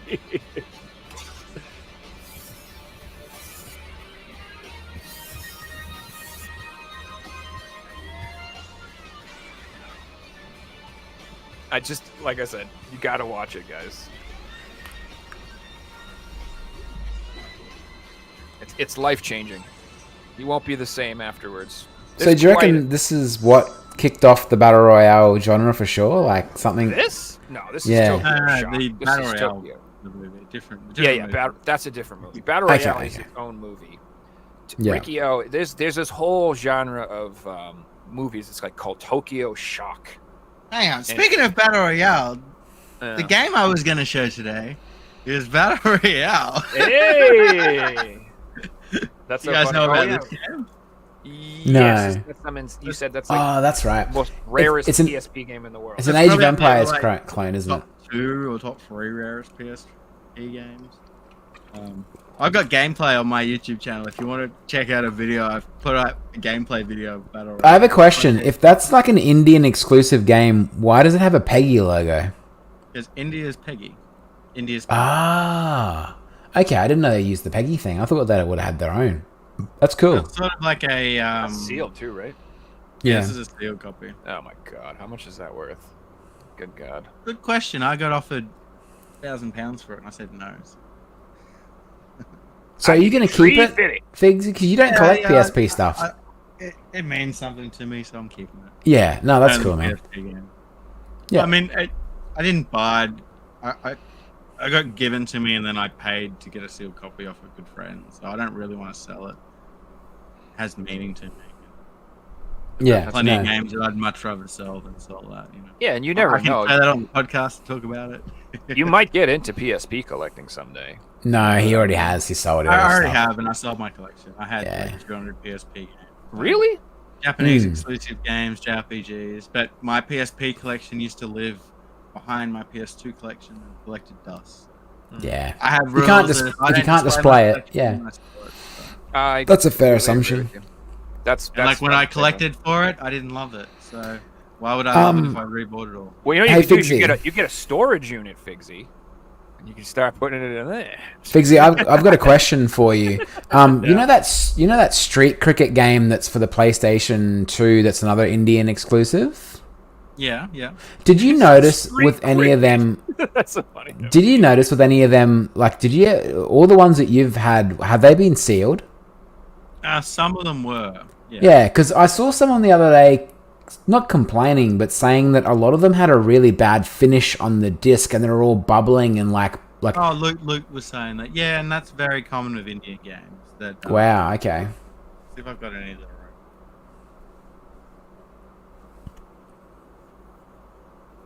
I'm trying to find an open game. Yeah, it looked like a platinum type disc that had bubbling and stuff. I've like seen bubbling that before, swirls. and it comes down to like the quality standards in India are a lot lower, so like they don't need the disc to look like we need a brand new disc to look to sell it. Exactly. If it works, send it. That's basically it. So you'll open brand new games and they'll look like it's already been through a disc cleaner, and that's just a new Indian game. Yeah, Their it's also quality not. standards below. The seals don't have to. I've got a sealed Indian game, and it's an upside down seal, and I've showed it to sealed collectors, and they all say it's legit. So. Yeah. Because they're not really very big console collectors, are they? Like, India as a market, I don't think it's a very big console place. I think everyone it over is. there's a PC. It's expensive, and it's one of the things where like the practical appeal of like it just working and playing means so much more to like collectors. You know, where in Australia, Correct. like loose discs are a thing, where that's not a thing in Japan. In India, that's just normality. You know what I mean? Yeah.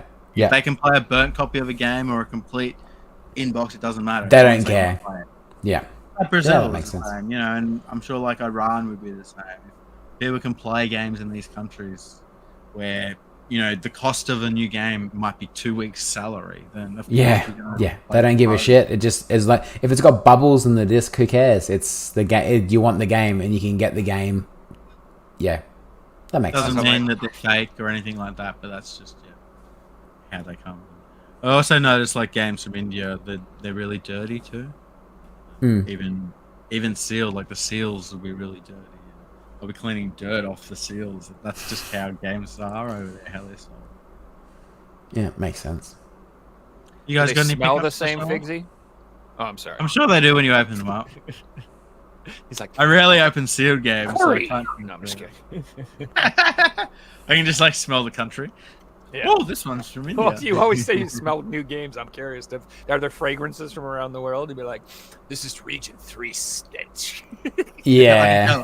Which manufacturing plant it was from. Yep, you're like, this game is from India because I can smell turmeric and thyme and sulfur. Like This you know. was inspected by operator 37. He ate peanut. Yeah.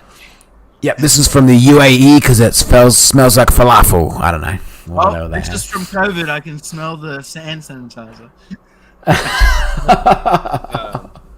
Probably, man. I got a couple pickups, nothing fancy. Yeah, show us your Yeah, what do you pickups, got bro. first?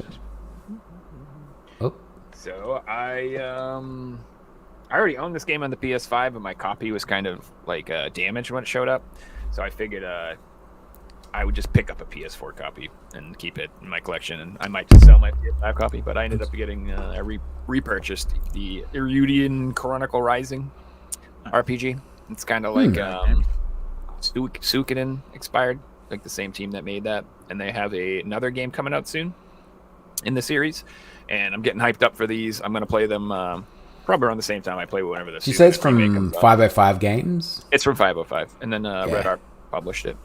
Cool. I seen a placeholder title for Suikoden 1 or 2 at DV Games on PS4 the other day. No, dude, I'm excited. PS4. I can't wait. I'm I'm like, also oh God, I want you. I dreamed about you. I'm really pumped for the new Star Ocean remake too. That looks really good, and I'm really pumped for the new Dragon Warrior 3 remake. I can't wait for that to come out. That's one of my favorite RPGs of all time is Dragon Warrior 3. So I'm over here like, I hope the PS1 prizes, bro. hey, sure, hey, that's It fine. may be. I'd rather own those versions. I'm sorry. That's so fair. That's fair. I already put my other version away, but I upgraded my Japanese copy of this game. This is the Japanese copy of Deedlit and Wonder Labyrinth. I purchased the ESRB copy, so I just put that on the shelf, and this is the one. Question: why did you want the Japanese version? Like, what was the came out better? first. Ah, This was all that was available. Is there English subs on it, but? Yeah, it plays in English. Oh, cool. And it came with like really dope pre-order bonuses. Yeah. Came with a art book. Hey, And came that's with cool. the soundtrack. Oh yeah, wow, you don't see that very often. No, No, not at all. that's why I pre-ordered it. And I love Record of Lodoss War. Like I used to watch this anime when I was a kid, so I was kind of, and I love Castlevania. So to me, it's like you might as well make it. You make an Evil Dead Castlevania game. I have 10 copies. I literally own. Yeah. I own right now. I own the Japanese copy. I own the American copy. I own the Switch copy. I own the PS5 copy of this game. I have like 4 or 5 copies of this game right now. You hear that, developers? If you want to get Joe, just like release Binding of Isaac with Castlevania DLC, and Joe can buy it all. Sometimes I just my money. like I love the Azure Gunvolt Striker series. I really like that series, and then I'm also really into rhythm games. And so like they just came out with an Azure Gunvolt Striker rhythm game, and I'm like, well, I have to buy it. I have no choice. You've combined things that I like. You have no choice at all. No choice. Yeah, your hands are tied. Exactly. Like, what Even am I if you supposed don't to do? like it, you have to own it. I literally do, because I have a collection of rhythm games. I have an Azure. See, what really messes with me is when this happens. Like, do I put him? I need 2 copies because I have my rhythm game section, and then I have my that's a Gunvolt section. So I need to have one in each place mentally. Okay. Yeah. That's how sick I am, guys. I'm not even joking. I've done that. I have VR games that I bought. I got 4, so I could keep 1 in my VR collection, so that's complete. And then I have 1 with my RPGs too, because then I have the new Trails game that came out. I told you this already. It's got a VR mode and it's an RPG, and I have a Trails RPG collection, and I have a VR. Wait, Trails the motorbike game? No, Trails. Oh, I thought you meant like an RPG motorbike game. I'm like, what the fuck are you talking that about? sounds really cool. That sounds really cool. Yes, that has the German accent.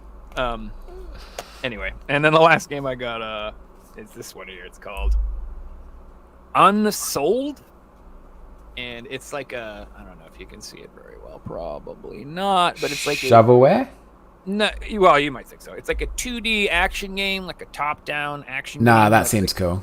super hard though, like kind of like Dark Soulsy, which is why it's called Unsouled. I believe they're trying to like let you know, hey, this is like one of those things.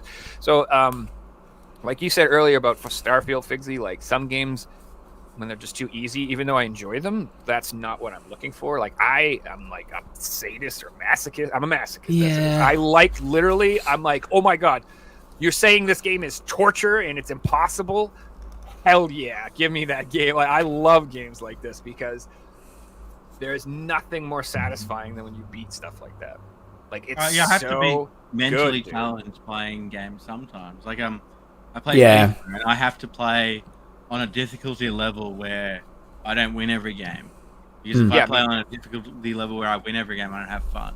I have more fun if I lose half the games in the season and like make the final and even get knocked out. But you know, I can't believe I made it that far. And that's rewarding to me. It's not rewarding turning it on easy and winning by 100 goals. Yeah.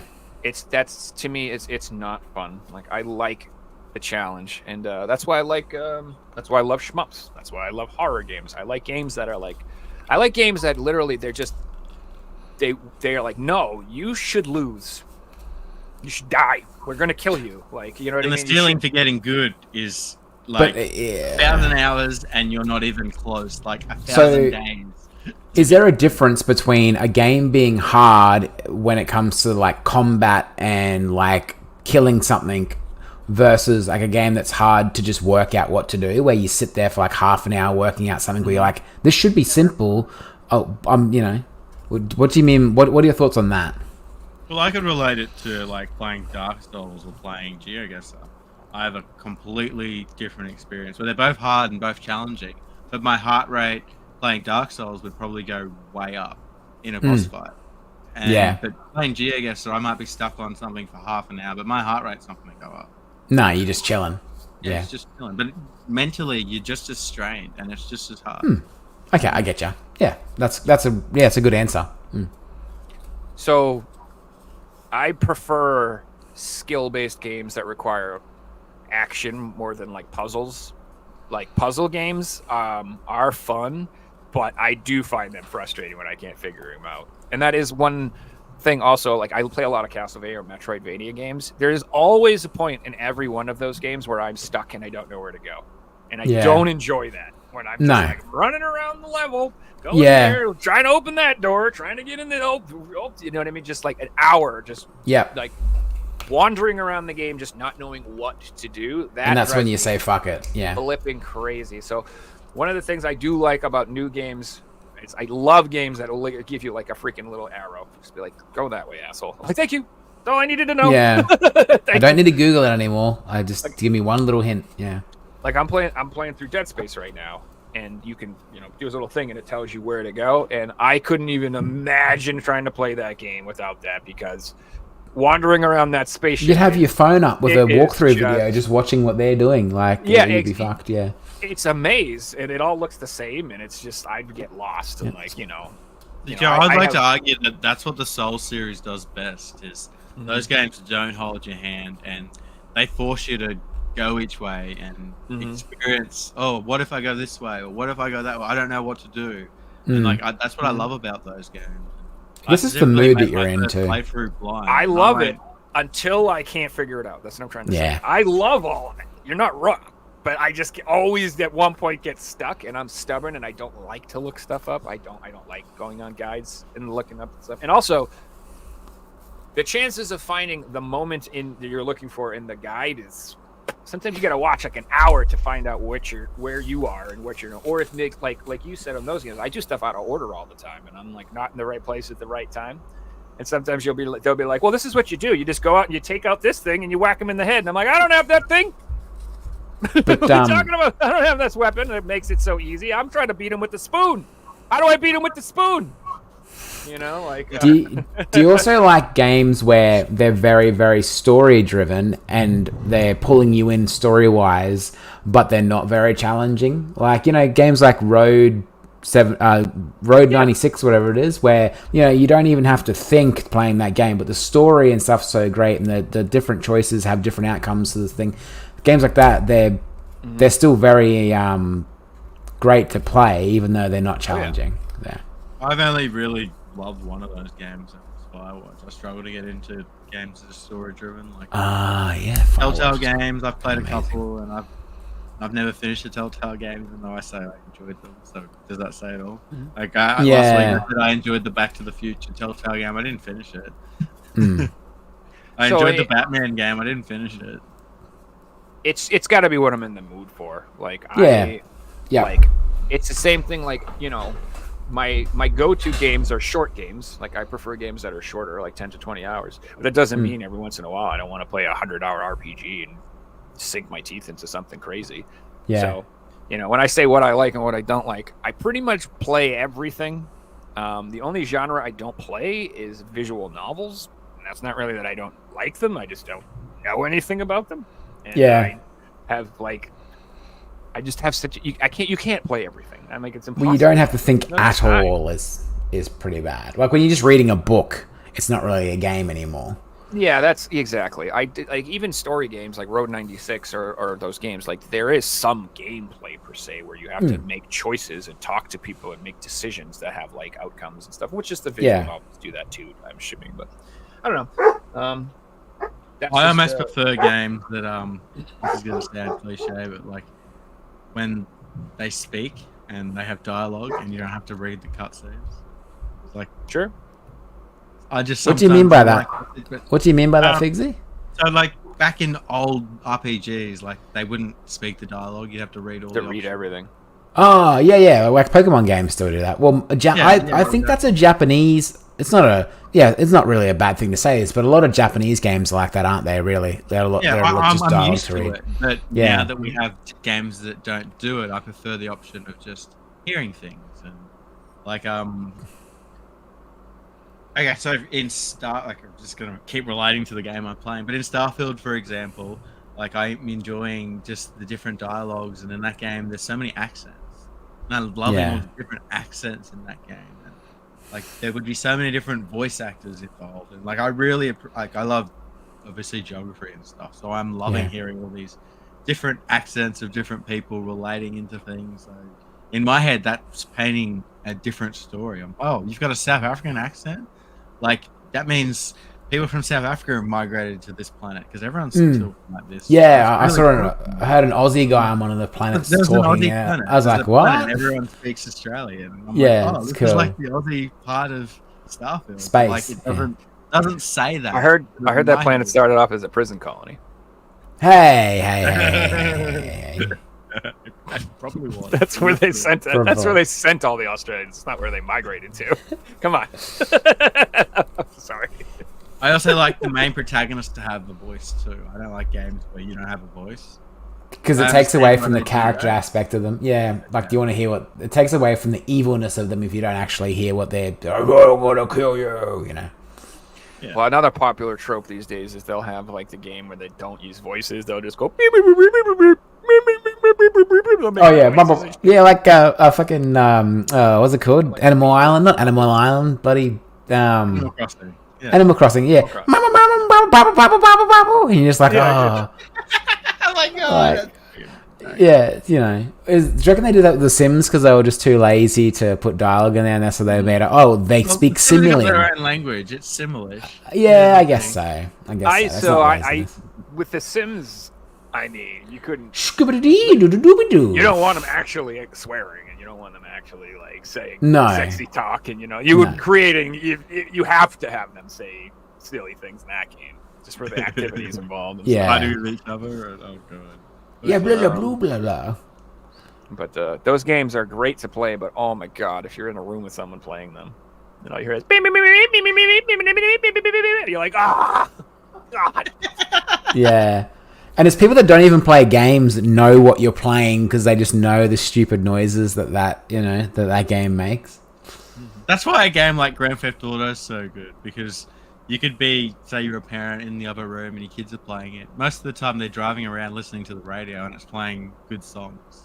Or police sirens and someone getting shot. Well, that's true. Yeah. But my memories of someone playing Grand Theft Auto in the background is Billie Jean. Yeah.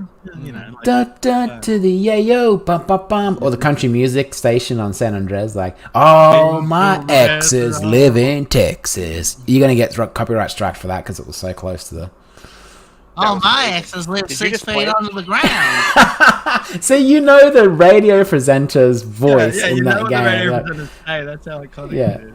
Yeah, or like Laszlo, you know, Glory Hole theme park. Oh my god. The good old days. Even the remake didn't have that though. Like that, you know. No, I was that's gonna the- buy that for the radio, and they took that out. Heaps of Like, shit well, out of I'll them. just Like, play oh, the OG we version. couldn't afford to license the songs. Bullshit. It's Oh, we've fucking also Rockstar. made $1 trillion this year. Yeah, off shark cards and shit. You know, we can't afford it. Fuck off. By the way, guys, we have the biggest selling IP of all time, not just Yeah. video games, like media. Yeah, Yeah, we seriously. can't afford, you know, Billy, to Everything put Billie outsold Jean is in the there. Bible. Is Billie Jean? Billie Jean's not in there, or there's something like there's one major song that's not in there that pisses people Yeah, off. not in it. Yeah, wow. Well, Like I them- could imagine it does probably cost a lot of money to license Michael Jackson's music. But even though, I'm but sure Rockstar can afford it. I'm sure Yeah. it would be insignificant for Rockstar. well, what they need to start doing, you know, they shouldn't have licensed this crap for this. It should have been in perpetuity or whatever. They should have just been like, listen, like we own this. You know, if we want to release Grand Theft Auto 3 every year for the rest of the time, we can put your damn songs in it. That But should the way be in I see it, contract. the way I see it, Joe, is it's like if Microsoft took you out for lunch and like you're looking at the window of stuff you can get, and there's like a $4 sandwich in there and a $10 sandwich, and you ask for the $10 sandwich, and Rockstar says, or Microsoft whatever say, oh no, we can't afford that. Like that's how much money they have. They can afford to put one song in there. It's Oh, I agree with you. It Yeah. is, but it would probably be like the game costs this much, or if we include the music, it's going to cost 100 times more. So yeah. we can't justify this to our shareholders that we're trying to convince to remake the game. That's why the game's crap. Because They why, didn't- how much more expensive is that song now than it was back then? Like it was. I mean, It Michael would be Jackson was so expensive. popular. There's IPs like Def Jam that we'll never see a Def Jam game again because you couldn't make a game today paying these people what they deserve. But they were paid back then. You're Yeah. not going to see a Guitar Hero compilation coming out anytime soon with all the old tracks. Exactly. We may That ain't see like happening. one band. That might be a thing. Yeah. But even that idea, and it wouldn't be physical. It would be download DLC. Yeah, isn't that what ultimately like killed Rock Band? It's like it wasn't self-sustaining. They just couldn't afford to pay for all the Possibly. licensing and the fees and everything. And I'm pretty sure it's just unsustainable. Where your product, you have to pay other people all the time for your product. This just doesn't. Business idea. Makes A sense. a rock band CD that you put into the console that just opens up Spotify and plays Spotify songs, and you don't pay for the license because it steals it from Spotify. Hey? We're Be down onto with that. something here. Yeah. Like, if Spotify made their own like rock band game, and Oh, you have yeah. to have a Spotify subscription to play it, and you can't stream it. Yeah, they can't complain because it's all paid for. So maybe don't remember copy that our one, ideas. I think we're Yeah, nearly guys, we might done. call that a night. This has been fun. Andy, Yeah, thanks good. so much for coming back on. No dramas, coming on, guys. Andy. Anytime. And Mario, congrats again. And guys, we will see you next week. Wait, one more thing. That quiz was rigged. Nah, Chrono Trigger is mine. Sabotaged. My streak is alive. I'm still undefeated. Just pointing that out. All right, that's all. You're still undefeated. Yeah, draw That's doesn't all. count as a loss. I'm still undefeated. That's all that matters, right? I got the belt, right? I still got the belt.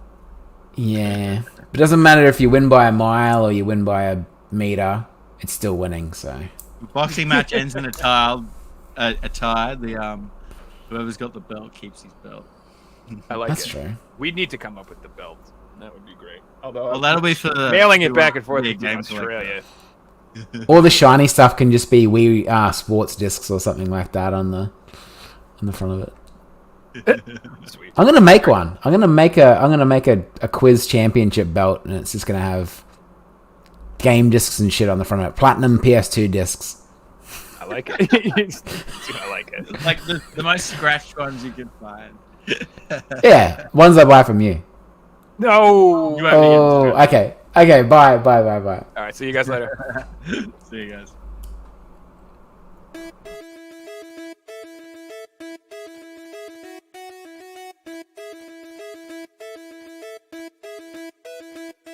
You found the